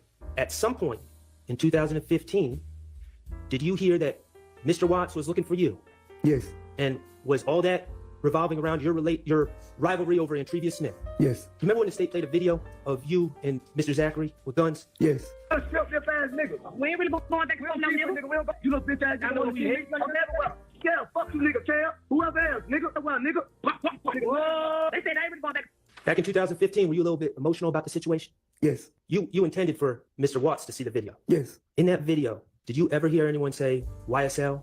No. Did you ever hear anyone say gang? No. And you made that video because you were mad at Kelvin Watts because he was running his mouth? Yes. Because y'all were dating the same woman? Yes. Factual acknowledgement 4. Let's look at that. And that's on page 3. That night, April 28th, 2015, I believe you testified you were at the club. Demekion Garlington was jumped by certain individuals. Demekion was upset, correct? Yes. You drove to the first house on Landrum where Summer Good was because Quindarius Zachary wanted to protect his girlfriend. Yes. And once you saw people shooting at the house, Demekion Garlington and Quindarius Zachary wanted revenge, right? Yes. Quindarius Zachary wanted to go back at the people that were shooting at his girlfriend. Yes. And Demekion Garlington wanted to go back at the people who he felt jumped him in the club. Yes. That was personal revenge, correct? Yes. Jeffrey Williams didn't instruct you to go drive to any houses that night? No, Jeffrey Williams didn't know nothing about it. The reality is what happened on April 28, 2015 was done on behalf of Demekion Garlington, who got jumped in the club. Yes. Was done on behalf of Quindarius Zachary, whose girlfriend was getting shot at. Yes. Okay, let me ask you, before you signed these documents on December 28th, you moved for bond on this case, correct? Yes. You moved for bond on October 13th, 2022, correct? Yes. And the state opposed your bond, right? Yes. They said that you were a danger to the community. They said you were a threat, and you were denied bond. Yes. On the bottom of page 6, I freely, knowingly, and voluntarily entered into this agreement without force, threat, or coercion. Pressure. Not true, is it? You were pressured. It's pressure. In fact, you were pressured into signing a document that claims that you're entering the agreement without pressure. Yes. And all of a sudden, on December 28th, after you initialed these statements, the state recommended a signature bond. Isn't that correct? Yes. A signature bond means you get released and you don't even have to pay any bond at all, right? Yes. Have you ever been able to figure out what made you so dangerous before December 28th? Sustained. I have no further questions. Thank you. All right. Brian Steele does the final cross-examination of the day, but Attorney Love objects the entire time. So here's my version of how Brian Steele's cross-examination went. Do you know what that means? To parts of America. Your Honor, You and others are going home. Either of these items? there is no year of 2015, as Mr. Steele has suggested, unless I'm missing it. If you could just show me, I'd be okay. First of all, Yes. do you know who that person is? Broadway. And is that similar to what you showed the jurors? Yes. You remember discussing with the jurors that you've seen Nickelodeon sign? Do you remember that? Yes. On Plea? Objection. Objection, relevance. Objection, speculation. Oh my God. Sustained. Objection, improper question. Objection, as to. Do you know what that means? Objection 1 that calls for speculation. 2, I can approach. Your Honor, because that. Okay. I mean, that would.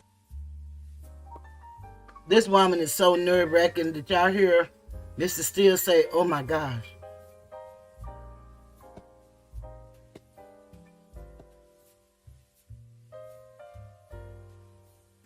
Does not call for speculation, but if you have some other issues, I don't need to approach, Your Honor. I'm going to continue. Okay. I would rather not stop because that's all Ms. Love does. I'd rather continue. I'll waive that. We're going to approach. And I do wish that both of y'all, I mean, y'all clearly get under each other's skin and try to divorce from the case the fact that each of you is the attorney handling certain evidence or certain witness, because honestly, both of you probably would do your tasks for your clients better if you could focus a little less on the fact that y'all get on each other's nerves, okay? Child, they'll be back on Monday, but I might not be. Recognize having this very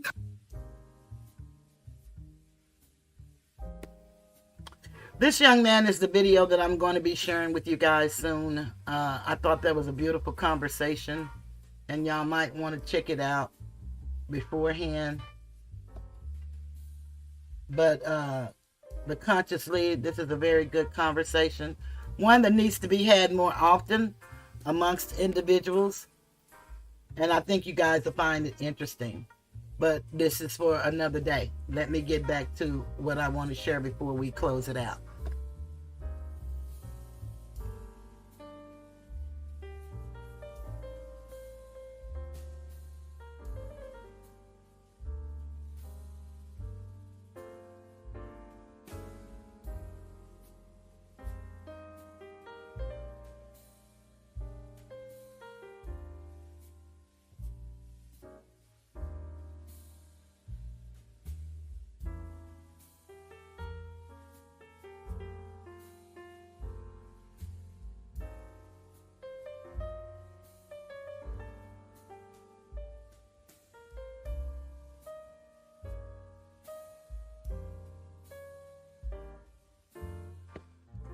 This is my first time watching this video with you guys, but I want you all to check out Katt and the way she breaks down and shows us that the plea deals were really kind of questionable in all of these young men.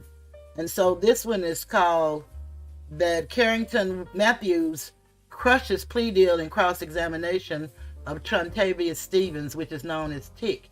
So it's just showing how these people were actually what I consider railroaded into taking these pleas.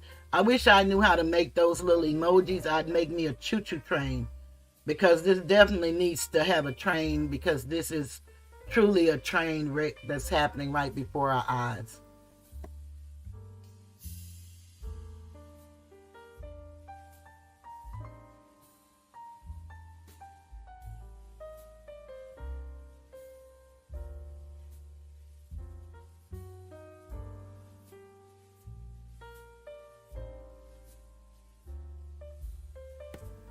I think it'll help if I let y'all see the video.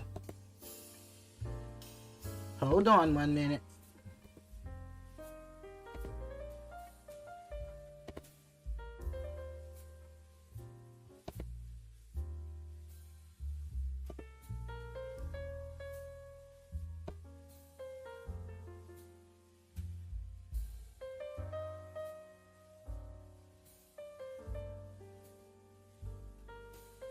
Correct? Yes. And when you were in that jail, you filed a motion for bond through your attorney, correct? Yes. But when you were in that jail, you didn't have a lot of choices in terms of how you could live your life when you were in that jail, in terms of what you ate, correct? Yes. What time to go to bed, correct? Yes. Using a cell phone, using a legal cell phone, correct? Correct. Taking a drive, correct? No, that's right. Seeing your children.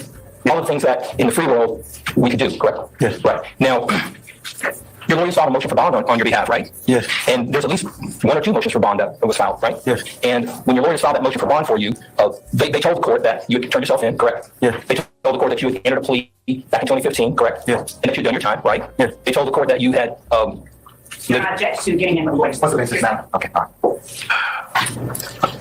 Oh, thank you. Mr. Stevens, you remember the last question? Can you go again? Okay. Your lawyers told the court that you were working, correct? Yes. They told the court that you had voluntarily submitted yourself to the jail. Yes. They told the court that you had children, right? Yes. They told the court that you had not been in any new charges or any new arrests since the 2015 when you took your plea, right? Right. That was all true, correct? Yes. You were living your life, correct? Yes. You were doing the things that were lawful and abiding in terms of the law, right? Right. And then you got indicted on these charges, right? Yes. And when your lawyer told the court all these great things about you to get you a bond, the district attorney's office, these people right here, they told the court that you were flight risk, correct? I want to object. I stand objection. Should you go to the interest? I stand the question. Okay. You can rephrase the question? Yeah, you can. Thank you. Mr. Stevens. Hey, my bad. You asked me a question. I'm going to move to pending, sir. So he's asking up, right? Oh, yeah, okay. I want to ask him. Right, go ahead. Okay. So, Mr. Stevens, when you were asking for that bond that we just got talking about, the district attorney's office, they didn't want you to get a bond, correct? Yes. They wanted you to remain in jail, correct? Yes. And their wishes were met. Your bond was denied, wasn't it? Yes. And you continued to sit in jail for that period of time, correct? Yes. You sat in jail for many days after that, right? Yes. Many weeks after that, right? Yes. And some months, right? Yes. And during that period of time, you were scratching your head trying to figure out how it was that you couldn't get a bond, right? Objection, Your Honor. Oh, gosh. I sustain objection. It's one question. Now, Mr. Stevens, you could not get out of jail, and then at some point, this 16U, this plea agreement came forth, right? Yes. And 16U that the jury just heard me talking about, you initialed those various paragraphs, each one of those pages, right? Yes. And I would think you would direct me to 16U to paragraph 14 in the factual acknowledgments. Can we go there? Yes. Now, in paragraph 14 of factual acknowledgments, it states that defendant cannot truthfully assert that anyone charged in this indictment is not guilty of the crimes as alleged in this indictment. And defendant, you're the defendant that's in this document, right? Yeah. That you, the defendant, Trontavious Stevens, will make no attempt at trial, prior to trial, or after trial, to exonerate or exculpate anyone charged in this indictment of the crimes alleged in this indictment, and that defendant, still being you, Trontavious Stevens, will not claim that anyone on this indictment is not guilty of the crimes as charged in this indictment. Those were not your words, correct? Correct. In your own mind, when you reflect on that paragraph 14, what does that paragraph 14 mean to you, that saying?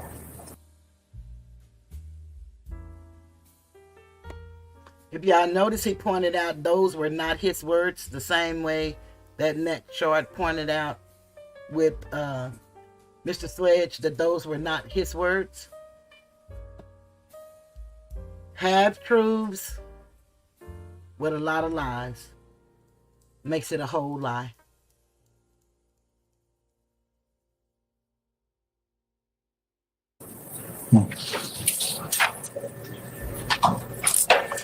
I can't say nobody gives or not gives.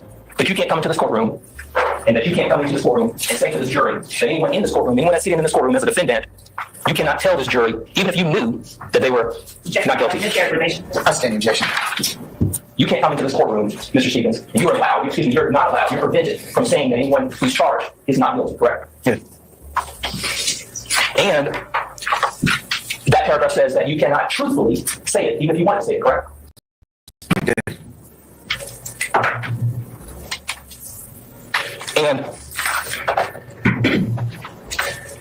And you cannot claim that anyone is not guilty, correct?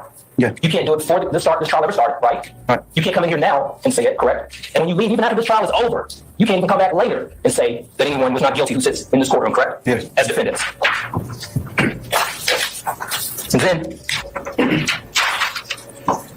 And then you signed the plea agreement, right? Right. And when the same district attorney's office, when they said to you that you couldn't get out for a bond, the same district attorney's office came to you and told you that you could get out if you took a plea, correct? Yeah. And that was within a span of you being in custody for 7 months, right? 9 months. Is it fair to say that they no longer thought that you didn't need to condition? I stand objection. Now, changing gears, Mr. Stevens, you testified earlier that, just 1 second, Your Honor. Yes, sir.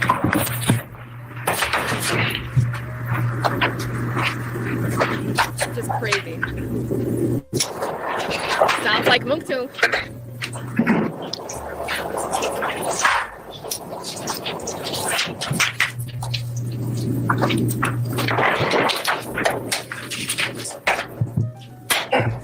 Thank you so much, Robert. And Mr. Stevens, Mr. Healy, I think you testified that you knew him for playing basketball at the court, is that right? Yes. That's pretty much it, is that right? Yes. Thank you so much.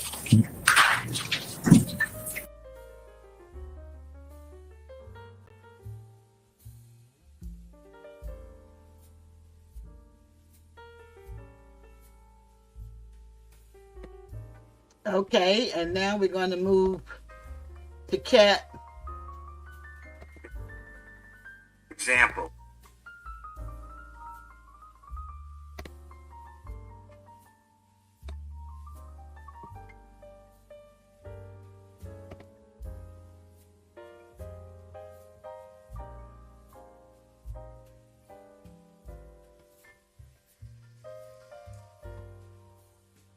This is where Brian Steele destroyed State's theory about the 17-second snitching video. And a lot of these videos are parts of actually the trial that we've seen that Katt goes back and edit and break it down as far as, you know, information that's very interesting or that was earth-shattering and things that we should pay attention to. She breaks them down and make them in smaller videos. So if you're not following the trial, every day or watching her or someone else that you may prefer to watch during the day as they're streaming live, then these are little tidbits to let you know what's happening and what you've missed. So here we go. And I find them very, very interesting.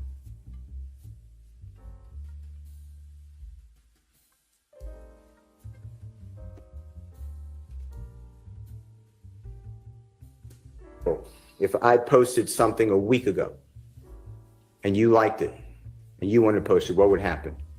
I hit the repost app and it'll let me repost it on another date. So the state was saying that this was done and shown and reposted on January 26, 2015. Yeah. Do you remember that in the indictment? Hang on just a second.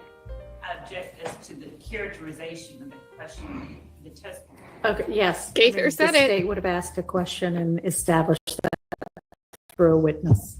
No, you would have known that if you saw the other witness testimony. As well. Even better. You're not familiar? Do you remember this being in the Okay, indictment? well, that's just an assertion. Exactly. So I want to show you. Are you ready? What number is it? Actually, can you show it to the prosecution first? What number is this going to be? It's going to be Jeffrey Williams, number 256, John.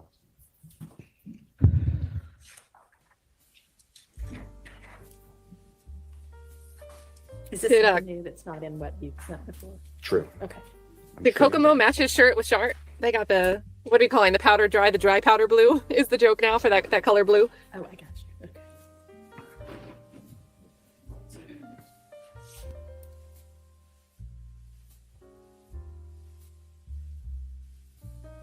Yeah, this stupid video has been so contentious. I recently had gone back and pulled a clip. I think it was called like Love Lying to the Judge.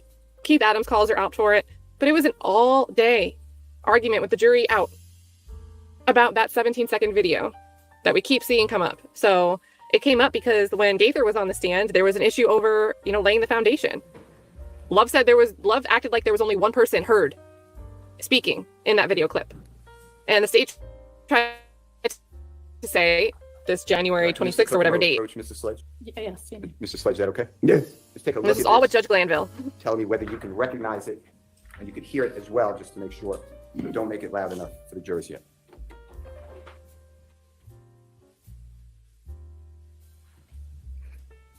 So, Your Honor, Mm-hmm. prior to that being displayed, what we have not heard is the sound in that video, because this is the first time we've seen it. So Right. we'd ask that before anything be done with it, the state be allowed an opportunity to hear what is being said in that particular video, which is a little different. I don't know if it's different or not. It is. I'm looking at it. It is not the same exact thing that we just Okay. put up. Okay. Then I guess this will be where we break for the evening. Yeah, it's 11 seconds. I mean, if that matters. Well, or we can see if Miss Love can hear it without.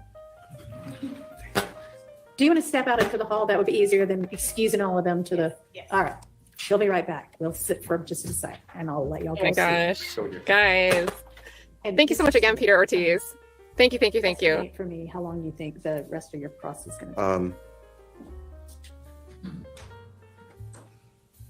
30 minutes.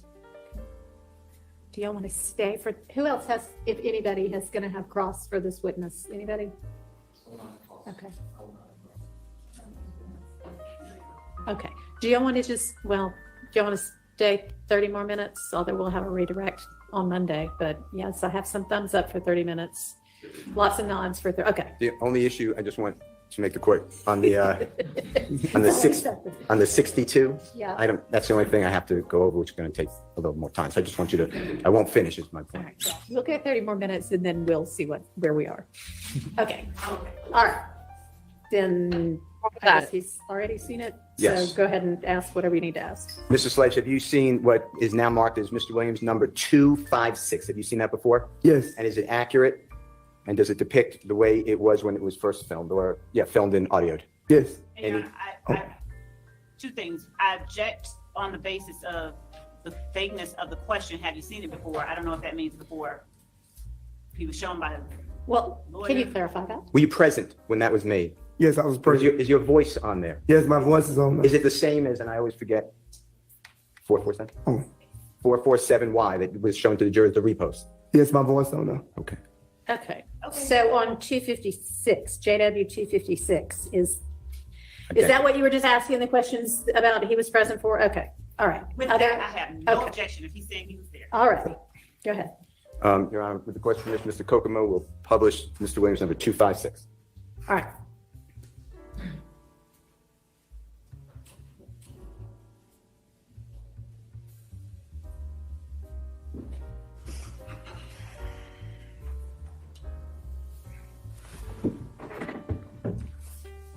A lot of their kids, a lot of their brothers and sisters, they didn't get ready in the courtroom and tell the God honest truth. Don't get it. Y'all niggas get fucking killed, bro. You snitching bitches? From me and YSL.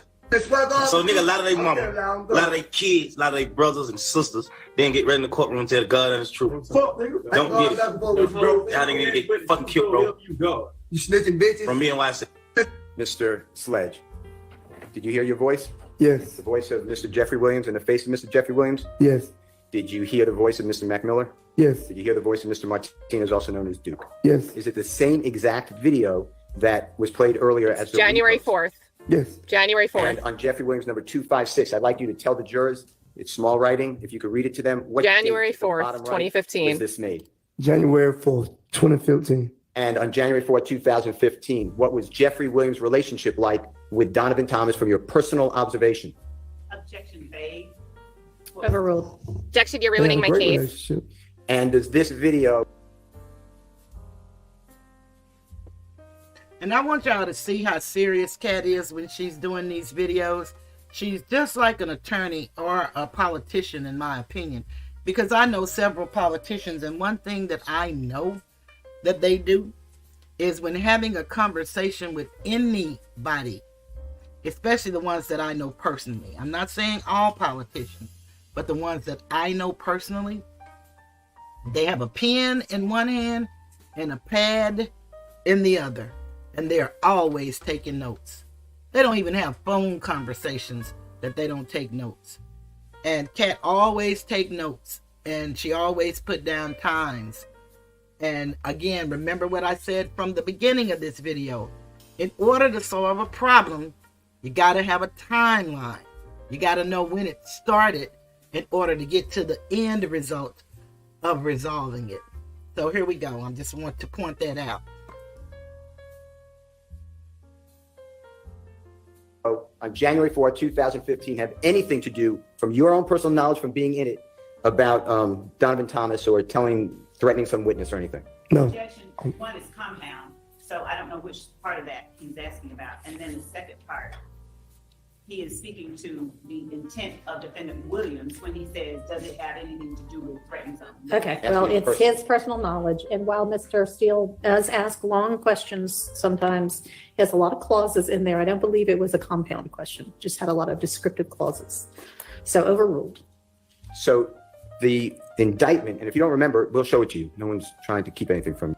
Guys, so the important part is the state was showing a repost from it being like January 26th or January 28th of 2015, rather than, so it would be after the murder of Donovan Thomas when they were already questioning Kenneth Copeland. And they tried to make it seem like because Kenneth Copeland was talking to the police, that these videos might have been about Jeffrey Williams, and whoever was in the background that Love said wasn't in the background were complaining about people like Kenneth Copeland being snitches and telling the police that they had just killed Donovan Thomas. Except this was made on January 4th, or at least sooner than January 4th, because there's at least one time where it was posted on January 4th before the murder of Donovan Thomas. So this could not be related to Kenneth Copeland sitting down and snitching on them for the murder of Donovan Thomas. This is how disingenuous this entire investigation and the prosecution has been. Says that this was done 16 days after the killing of Mr. Williams, that it was reposted. But this was made 6 days before, God forbid, the killing of Mr. Thomas, right? Yes. Now, if you can look at the very top right-hand side, you see where it says watch your post? You see that at the top? Yes. And then underneath it, it says watch your post, and then it says best said at MPA Duke, DUKE 1, the number 1, said it first, 3 exclamation points. You see that? Yes. Who, to your knowledge, is MPA Duke 1? Mr. Arnold. Martinez Arnold? Yes. And then it says video by @ThuggerThugger1 #YouTube #Young Thug #ThuggerThugger1 #Urban Post. You see all that? Yes. Okay. And when it says best said @MPA Duke 1 said it first, that's Mr. Arnold? Yes. Saying it first? Yes. Yeah, sustained as to that. All right. Now, I want to ask you other questions if I can. Before January 4th, 2015, were you familiar with this type of statement? Yes. Now, if a witness, when it says at the end, the prosecutor said, y'all should be killed. Let me make sure I got, hold on one second. That was great by Steele. No wonder he wants to say it today. And that's from me and YSL. Do you remember that? Yes. If I didn't quote it perfectly, something to that effect? Yes. Okay. From being there and being a participant in this video, which is 256, Jeffrey Williams 256, what do you believe should happen to a witness who lies about someone in trial? Sustained. Okay.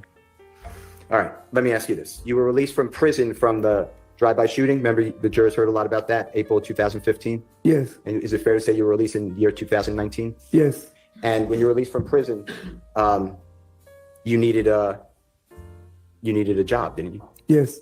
Okay. You were financially depleted. You didn't have much money? No. All right. And is it fair to say that Jeffrey at that time was even more popular than he was in 2015? Yes. And did Jeffrey offer you a job? Yes. Was it conditional? Did you have to promise something? No. How about no more crime? No. Are you withdrawing that objection? Did Jeffrey tell you you can't commit crimes? That right there is hearsay. Sustained.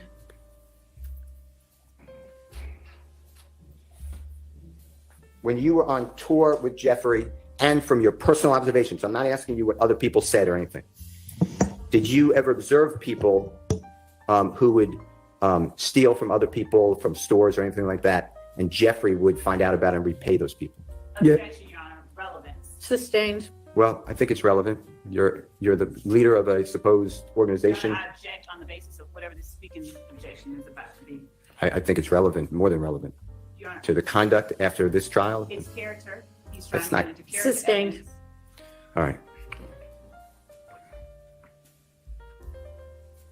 He only sustained that to avoid the speaking, which Love made that happen.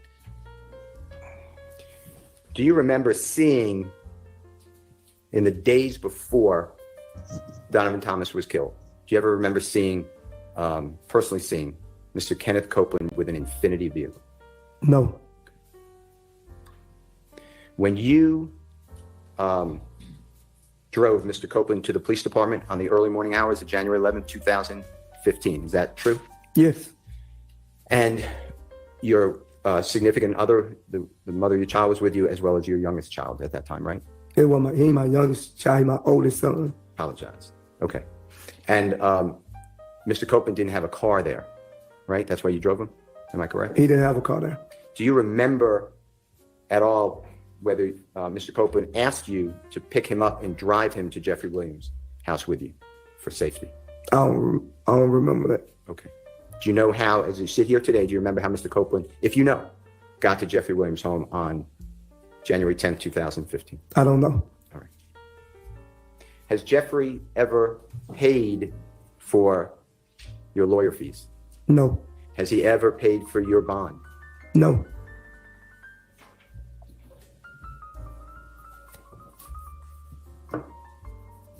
Your Honor?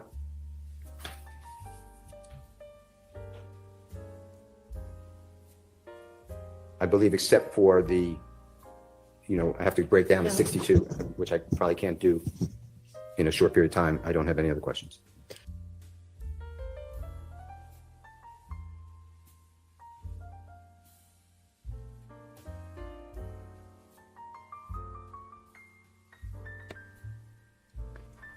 Okay, and now we're down to our final video. But before we do that, I want to go back. I think I took it down to my commercial of my t-shirts. It is football season throughout the United States, and a lot of people have children that play football. But maybe your child may be like our child, a member of the band or the pep squad or some other cheerleading squad, some other part of the school. So I want to show you the t-shirts that we're offering in case you're interested, and it can be for whatever school that your child attends. If you'd like to purchase a t-shirt for your student, you can send me an email at cyrn, J-E-R-N, 1026@gmail.com. That is Toothless Tiger. And this t-shirt may be something that you may want to wear and show off your students. And let me just show you the t-shirts.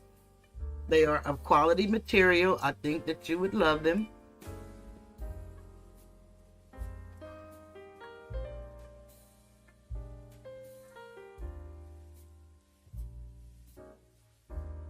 Let me find it over here.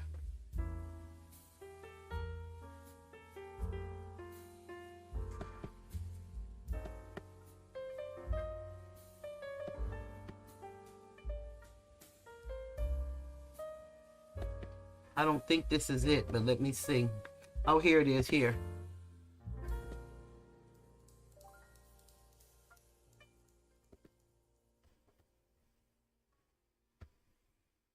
The first t-shirt that we offer is, what football game? I'm here to see the band. That's if your student is in the band. You can get whatever activity that your student is in. And I want to share my second t-shirt.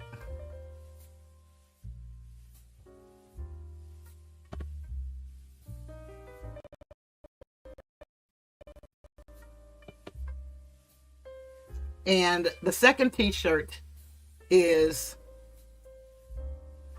They Not Like Us. And this is the Red Army band that my nephew is in. You could put the name of your band or cheerleading squad or whatever your school is. This is actually their mascot, the Longhorn. So these are t-shirts that we're offering for football season.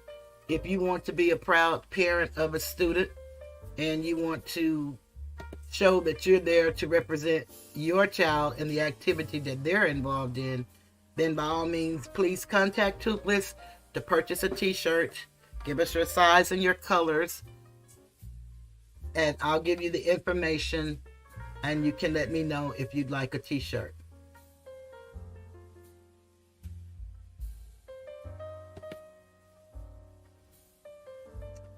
Now, the last video I'm going to show is, to me, a video that wasn't needed.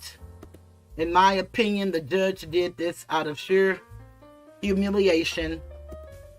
There was no legal basis for this hearing, but I think that this is something that the defense, the prosecution wanted.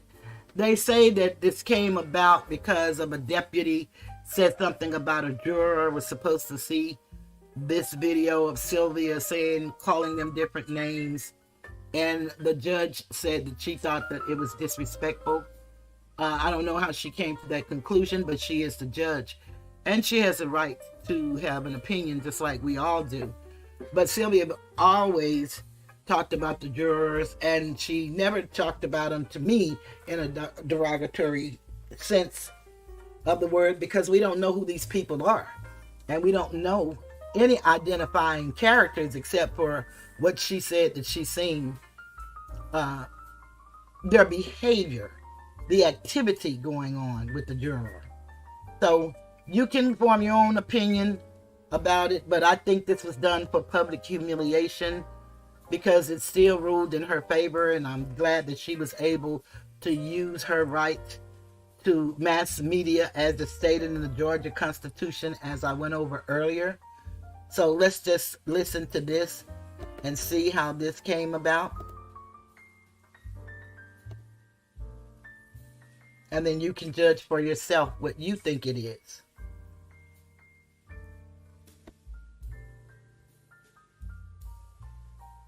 Okay, come on up.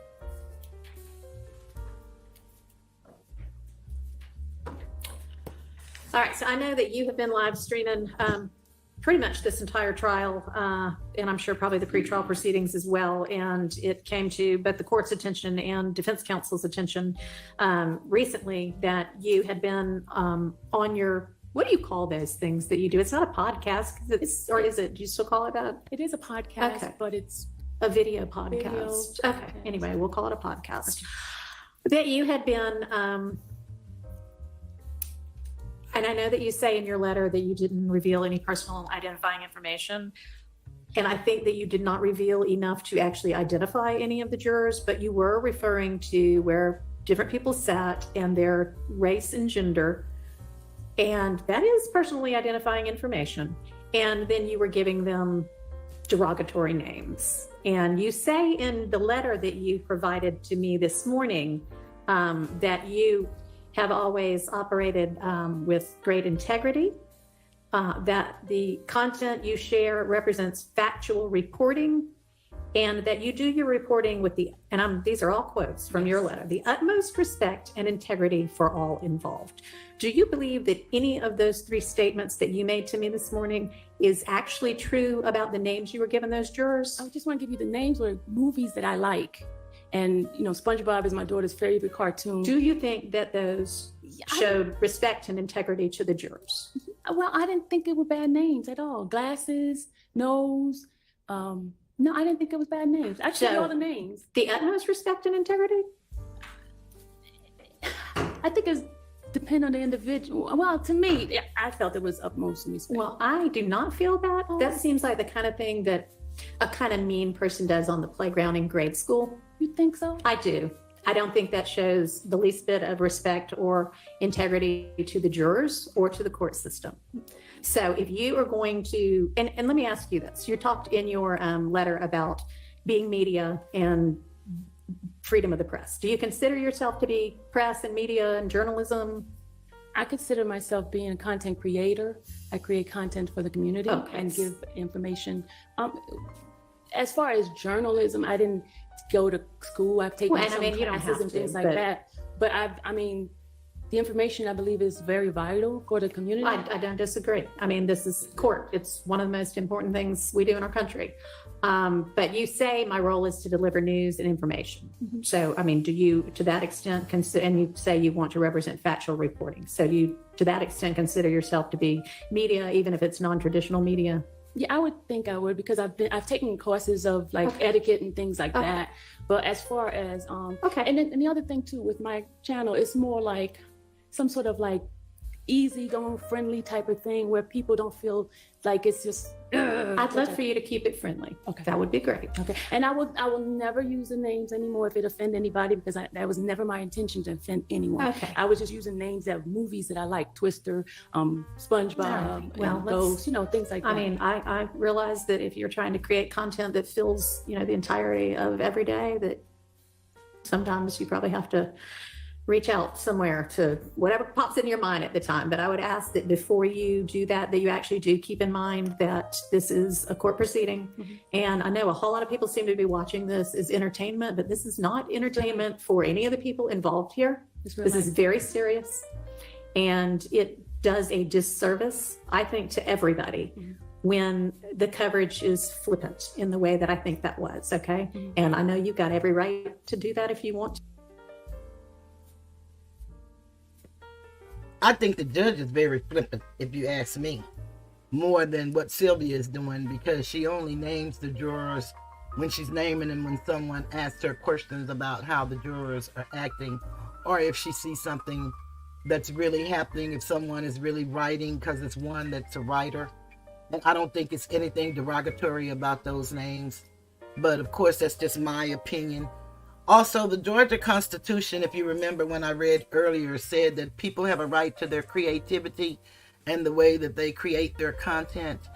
But it's amazing to me how this judge who wants to, speed ahead and get this trial over would have a hearing on this matter only to rule in the favor of the person that she brought to me publicly to humiliate.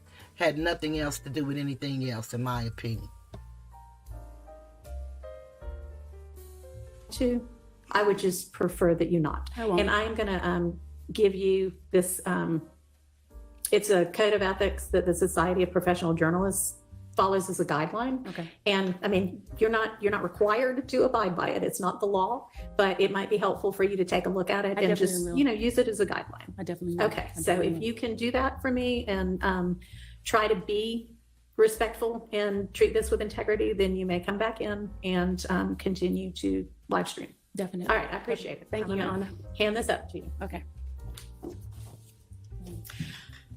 All right, I don't know if y'all have had an opportunity now. We can get back to our issues with, or potential issues with some of the exhibits that may be used during the cross. Yes, Your Honor. And All with right. the court's permission, may I maintain my seat bit because I'm looking at You may. So in the Dropbox that we received from Defendant Williams, included are what appear to be, and I'll just take them in turn, exhibit number 15 alpha for Defendant Williams appears to be a video of LeBron James dabbing up someone and wiping his nose and saying slime. Okay. We object to that. On what basis? Relevance grounds. I suspect the relevance is going to, well, I don't want to speak for you, Mr. Steele. What's the relevance? It just shows that this is not unique to YSL Okay, well, I or mean, in a gang. Also, Your Honor, it's already in evidence. it's already in evidence anyway. It's already in evidence. That's possible. It's Probably, already may in have evidence. gotten, that may have been the case. And if that's If the case, it's not, I I'm- can see. Now remember, she wants these young men to recall things from 2015, 2012, 2014, but she can't sit there and definitively say that she knows this is already into evidence. Disingenuous, to say the least. These people are horrible. I'm going to overrule the relevance objection to the extent it's not in evidence. All right. Any other? And yes, there are apparently, so I'll name them again. 16 alpha from Defendant Williams is a person unknown to the state, a random person in what appears to be a TikTok video. And this person is, they're singing. Okay. Apparently they're singing Defendant Williams' song. Okay. And they're saying, and he's saying slat, slat, slat, slat, slat. They're lip syncing to it. It's a young female wearing a skull cap, lip syncing to Defendant Williams' song. Which number is this? In the beginning, there's no skull cap. She just got her and she hair puts straight one down. on. And then later on, there's a young lady in a skull Okay. cap. We object on 2 grounds: relevance, and in as much as it is Defendant Williams' statements, his statements, we would object as self quotation. I don't understand There this. is no Right. objection that is, evidentiary objection that is self-quotation. Self-serving hearsay. It's hearsay, Your Honor, and there's no exception for it. So I'll leave it at that. It's non-hearsay. I'm not using for the truth. I'm just Mhm. showing what exactly, Mr. Sledge said that slime is just used, slat is just used. He said it's used by people all over the world. He said people can say YSL, they're YSL, there's no initiation. I don't know though, Your Honor, if he has seen these before. So I'm The just, what? You don't know what? I don't know if I could lay a foundation. I don't know if he's seen these before, so I would show it to him beforehand. So, I mean, if this is an exhibit that's showing somebody lip syncing to one of your client's videos where he uses whatever this terminology is, that doesn't establish anything other than he put these things in a song and people sing his songs. That doesn't establish that she or anybody else would have used that terminology otherwise. So I'm going to exclude that. That does not show what you allege it to show. I think that goes to potentially weight, but I understand the court's ruling. Additionally, Your Honor, 16 Bravo from Defendant Williams is a video that I think it's safe to say has not been tendered previously. And it is, as it's loading, it's a young man whom we don't know the identity of, who is, I think, either singing or lip syncing. He's lip syncing Defendant song. All right, let me say that anybody who is just some random person lip syncing or singing a song that Mr. Williams put out does not establish anything other than once he puts out these songs, people like the lyrics and sing the lyrics, and that doesn't establish anything other than that. That it is now in common parlance in the music business is probably not even an issue. So I think that that is the case for 16 alpha, 16 beta, 16 Charlie, 16 delta, 17 alpha, 17 beta, 17 Charlie, 17 delta. No, that's wrong. So it So would we're be still under going through 16A through F would be Okay. consistent with this honorable court's All right. ruling. I will not attempt to introduce it. All right. 17A through E, some of them have already been admitted. Other ones are similar. It's just people who are using the nose wipe, if you know what I'm talking about, the finger across the nose. Okay. And that's what those are. And those are already in, or No, not all of them, or but no? some And of do them. we know when these came into existence? Yes. Mr. Trontavious Stevens and Jeffrey Williams exhibit, or JW exhibit number 17A is already in evidence, and it's already marked 7 through E. Judge, can we confirm that? Because I don't have that same memory of 17 alpha. Sure. And I guess and- at some point we really do need to sit down and sort out the evidence that came before me. But yes. All right, so we do not have that same memory, and to the extent that it is not, if it is not, we would object on relevance grounds. It is an unknown person. Just All right. Do you know when it came into existence, Yes. roughly? We have the exact date. It's also 15. I think I said 17. You did. 15A. 15A is LeBron James, right? 30 in, and Mr. Kumo is getting the date, if that's okay. So you already talked about 15. If it's So 15A is not LeBron James lip syncing, is it? it's LeBron January James. 2nd, 22nd, 2024, it was admitted to evidence. Yes, January so- 22. Is he 2000. also lip syncing one of Mr. Williams' songs? Mr. LeBron James is coming into a locker room. Uh-huh. He has teammates. He's a basketball player. Yep. I know you know that. I know you're setting up for the record. Um, He's one of the most famous people in the world. Yeah. Is greeting his teammates. Okay. And as he's greeting, he's doing different type of greetings, and one of them is the wiping of the nose. Okay. That's what it is. Okay. Other people in there, and I have to look to get the exact numbers, but is a baseball player on the Padres. Last name is Musgrove, Musgrove. He throws a pitch on the diamond.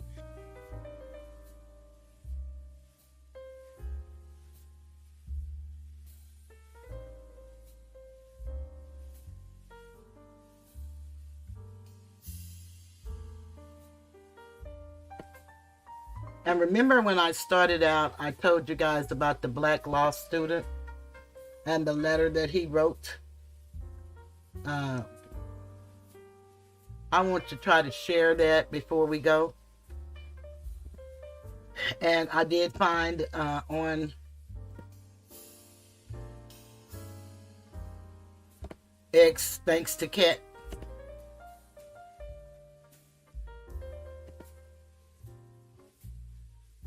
now this is pretty small and I don't know if I can make it bigger. So I don't know if I'll be able to read this because it's awfully small and my eyes are not that fantastic.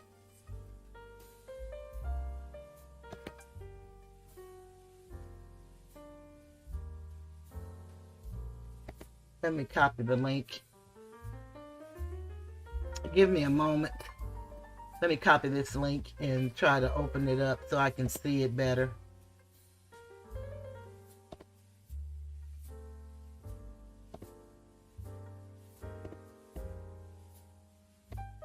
This is a letter that he actually wrote.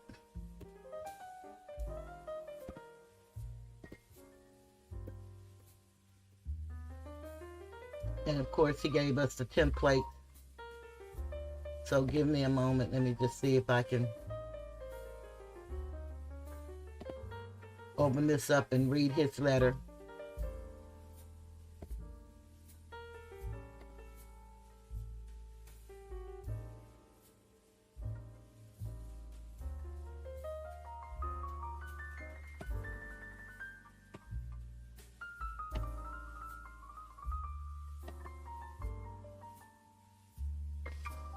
It doesn't look much bigger.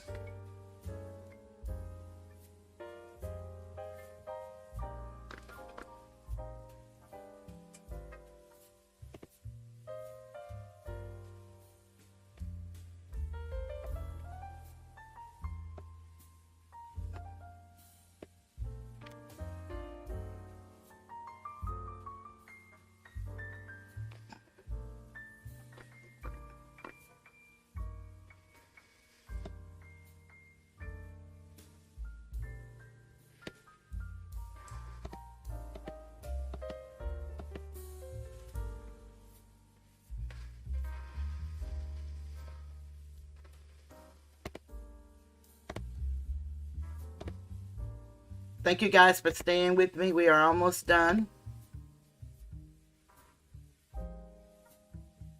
I got it where it's bigger. This is the letter that he wrote. I write to you not just as an observer, but as a concerned citizen. And he wrote this to Judge Paige Whitaker on September 4th, 2024. A law student and a member of the community that has been closely following the Young Thug YSL case. The frustration that has accumulated within me, echoed by countless others on platforms like Twitter, has reached a boiling point. This trial, which has been labeled the longest in U.S. history, feels less like a beacon of justice and more like a labyrinth of legal confusion and procedural missteps. The defense has moved for a mistrial 32 times. Each motion, a cry for fairness, a plea for the court to recognize the procedural injustices occurring in plain sight. These aren't just legal maneuvers. They are indicators of a system straining under its own weight, where the scales of justice seem increasingly unbalanced. Jury instructions. The jury has been given 11 limiting instructions before even receiving the final jury instructions. This isn't just complex, it's confounding. How can a jury composed of laypersons be expected to navigate through this legal maze? Each instruction adds another layer of doubt, not just about the case, but about the system itself. This trial, with its endless delays and procedural missteps, represents not just a legal cost, but a moral one. The community watches not just for the verdict, but for a sign that justice can be served fairly, swiftly, and effectively. Instead, what we see is a drain on resources, time, and faith. At the end of trials like these, we should see a safer community, not a more disillusioned one. Let me go on down.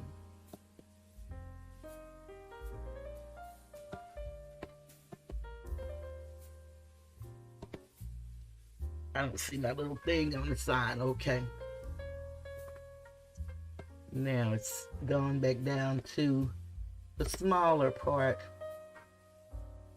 Okay, hold on. Let me move it over so I can make it big again, because that's the only way I know how to do it, y'all. So forgive me. But I'm trying to give you the best, fairest information that I can.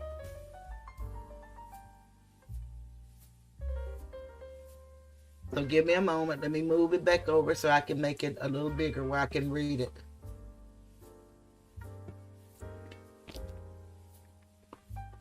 Example, if I posted something a week ago.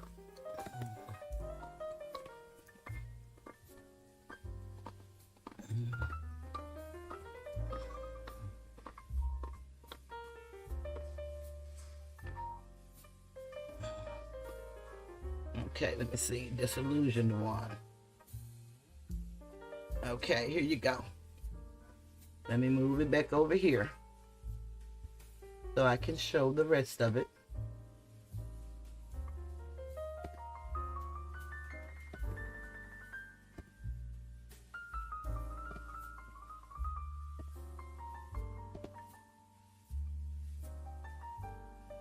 Okay.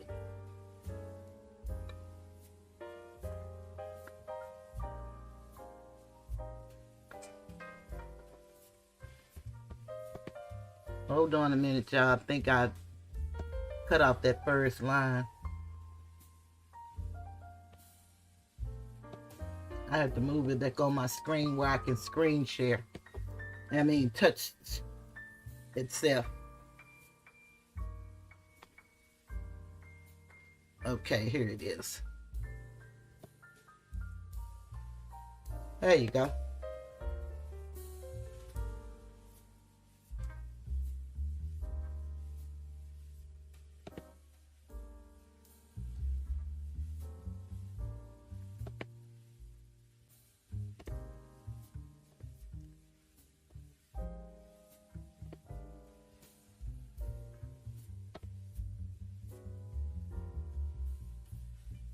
Okay.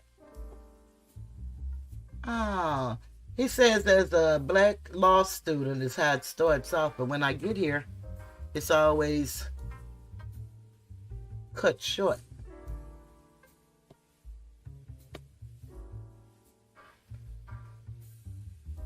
Okay, I'll just read this the best I can. As a black law student, watching this unfold has been more than disheartening. It's been a lesson in the systemic failures that disproportionately affect black men. The rights of these defendants, their presumption of innocence, and their right to a fair trial seem to be afterthoughts in this spectacle. This case isn't just about Young Thug or YSL. It's about every black man who looks at this trial and sees a reflection of their own potential face in a justice system that often fails and that often feels rigged against them. Here I must quote the great Frederick Douglass: where justice is denied, where poverty is enforced, where ignorance prevails, and where any one class is made to feel that society is an organized conspiracy to oppress, rob, and degrade them, neither persons nor property will be safe. This trial, in its current state, feels like an organized conspiracy not against one man, but against the very principles of justice. A plea for change, Judge Whitaker. I implore you, consider the weight of history you carry in your decisions. This case has the potential to either restore some faith in the justice system or further erode it.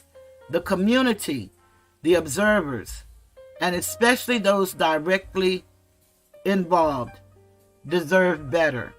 They deserve a trial where justice isn't just a word, but a reality. In closing, let us remember the words of Martin Luther King Jr. Injustice anywhere is a threat to justice everywhere. Let this trial not be remembered as a threat to justice, but as a moment where justice was truly served. Sincerely, the Black Bar. So that was a beautifully written letter. And again, I put the template inside of my chat. All of the people that you see, I placed a lot of links in here. These are people that I watch and I support. And perhaps you can go and check them out and see if it's somebody you want to watch and support. Certainly the choice is yours. But they have really inspired me and helped me in many ways. Again, I bring to you myself, my opinions, my thoughts, my experiences, and the truth, the best that I know the truth, and the best that I can show it. These are some dynamic people, and I hope that you guys will go and check them out and see if you want to be a part of something great, because this is history in the making. And it's showing us a system that has been against us ever since we've been colonized. And I think that's one of the things we have to remember, that we have been colonized, we are colonized, and until we understand, and this is the Black law student, and he's on X, and Black is actually BLVCK law student. Let me see if I can copy the link address and put it in the chat. For anyone who's on X or that are interested in getting on X to see what he's speaking of, by all means do so. I think that, it's very interesting. But I also put the link on there where we can do the letters ourselves from the template that he gave us with the instructions.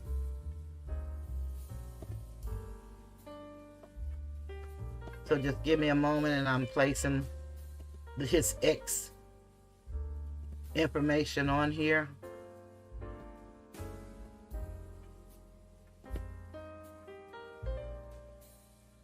As always, I appreciate everyone that stayed with me. It makes me want to keep coming back, and that I will do. As you know, I love to close out with my favorite songs. Songs that I sing. I'm not really a singer, but I love to sing. I have a song in my heart. And when I'm going through things emotionally and mentally, when life gets to be a little stressful and too hard on me, I make up songs. Some funny, some, I just sing other people's songs. But I want to share with you, because I was touched for some reason. I don't know why something touched me so, but I'm going to play In a Mother's Love, because all of these young men have mothers. Some has gone on and transitioned. Some are still here fighting this fight with their sons. They have siblings, and they have fathers.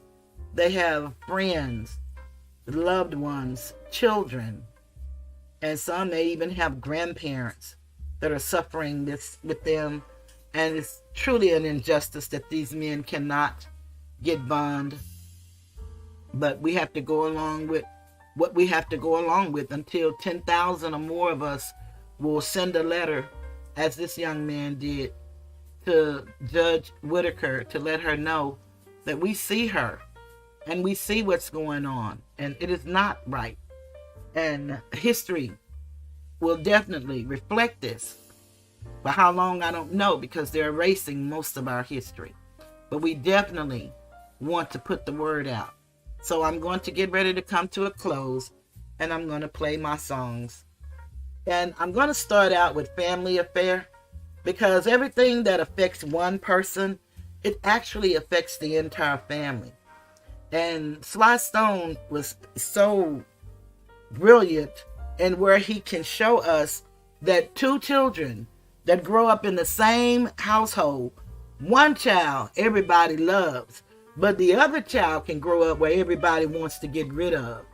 But the mother loved both of her children because they're hers. So I think that's really very needful, and we need to remember that we can't judge everybody off of somebody else. We have to judge if you're going to judge. And it's written that we can judge a righteous judgment. You have to judge that person by themselves. It's just like you. You should never compete with others to be better than them. You should compete against yourself to be the best you that you can be. And all great talent come together, and it paints a beautiful picture of how different we are, but yet alike. So on that note, I'm going to start with Family Affair, then I'm going to do A Mother's Love, and then of course I'm going to end it with Our Children, the greatest love of all, or our future. And on that note, I'm going to get ready to leave the Tiger's Den. Thank you guys for joining me. I hope you hit the like button, share it if you like, comment if you will. It really helps to show YouTube that I do have a small audience, but the people that are here, they like what they hear. So I appreciate everybody for stopping by and sharing this night with me. On that note, goodbye. Did you know that mental health is a family affair? It's a family affair. It's a family affair. It's a family affair. It's a family affair. Well, one child grows up to be somebody that just loves to learn And another child grows up to be somebody you just love to burn. Mama loves the both of them. You see it's in the blood. Both kids are good to mom. Blood thicker than the mud. It's a family affair. It's a family affair. It's a family affair. Oh, a family affair. It's a family affair. It's a family affair. Nobody wants to blow. Nobody wants to be left out. You can't leave because your heart is there. But you can't stay because you've been somewhere else. You can't cry because you look broke down, but you're crying anyway because you're all broke down. It's a family affair. It's a family affair. It's a family affair. Well, it's a family affair. Hey, hey, hey.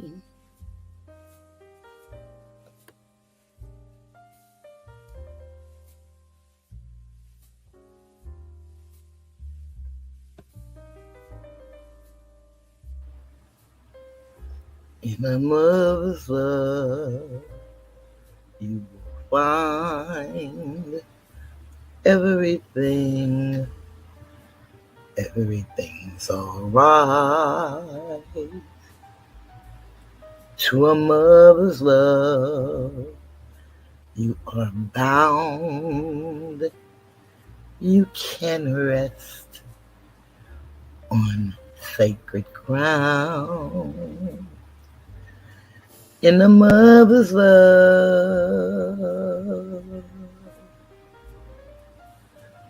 you are free to dream because she sees what you can be.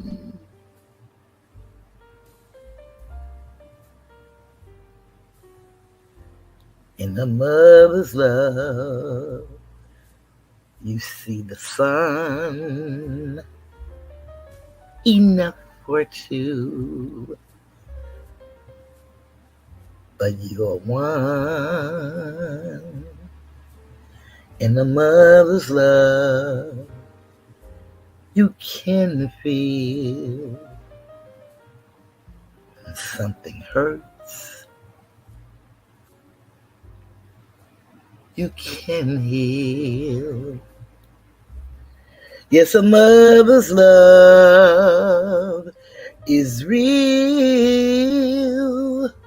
You grow because she knows to let you go.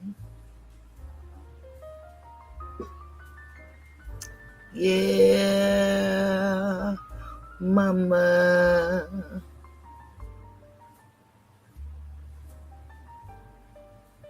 Mama, mama, mama. Mother's love. Mother's love. Yeah. All right. A mother's love. And a mother's love never lies.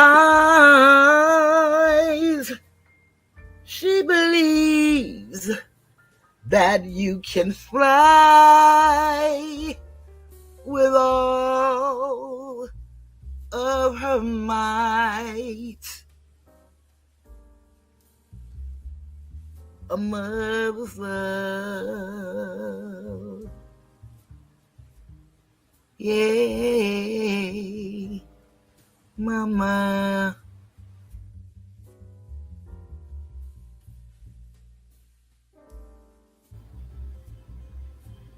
I believe the children are our future. Teach them well and let them lead the way. Show them all the beauty they possess inside.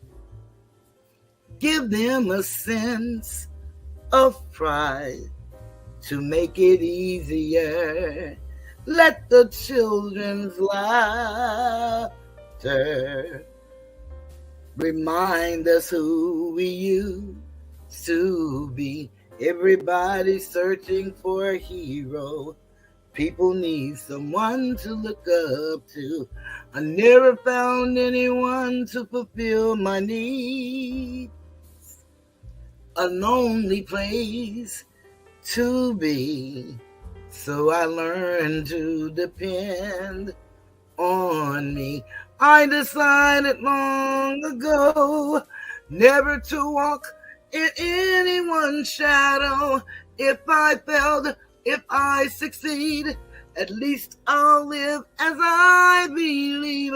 No matter what they take from me, they can't take away my dignity, because the greatest love of all is happening to me. I found the greatest love of all inside of me. The greatest love of all is easy to achieve.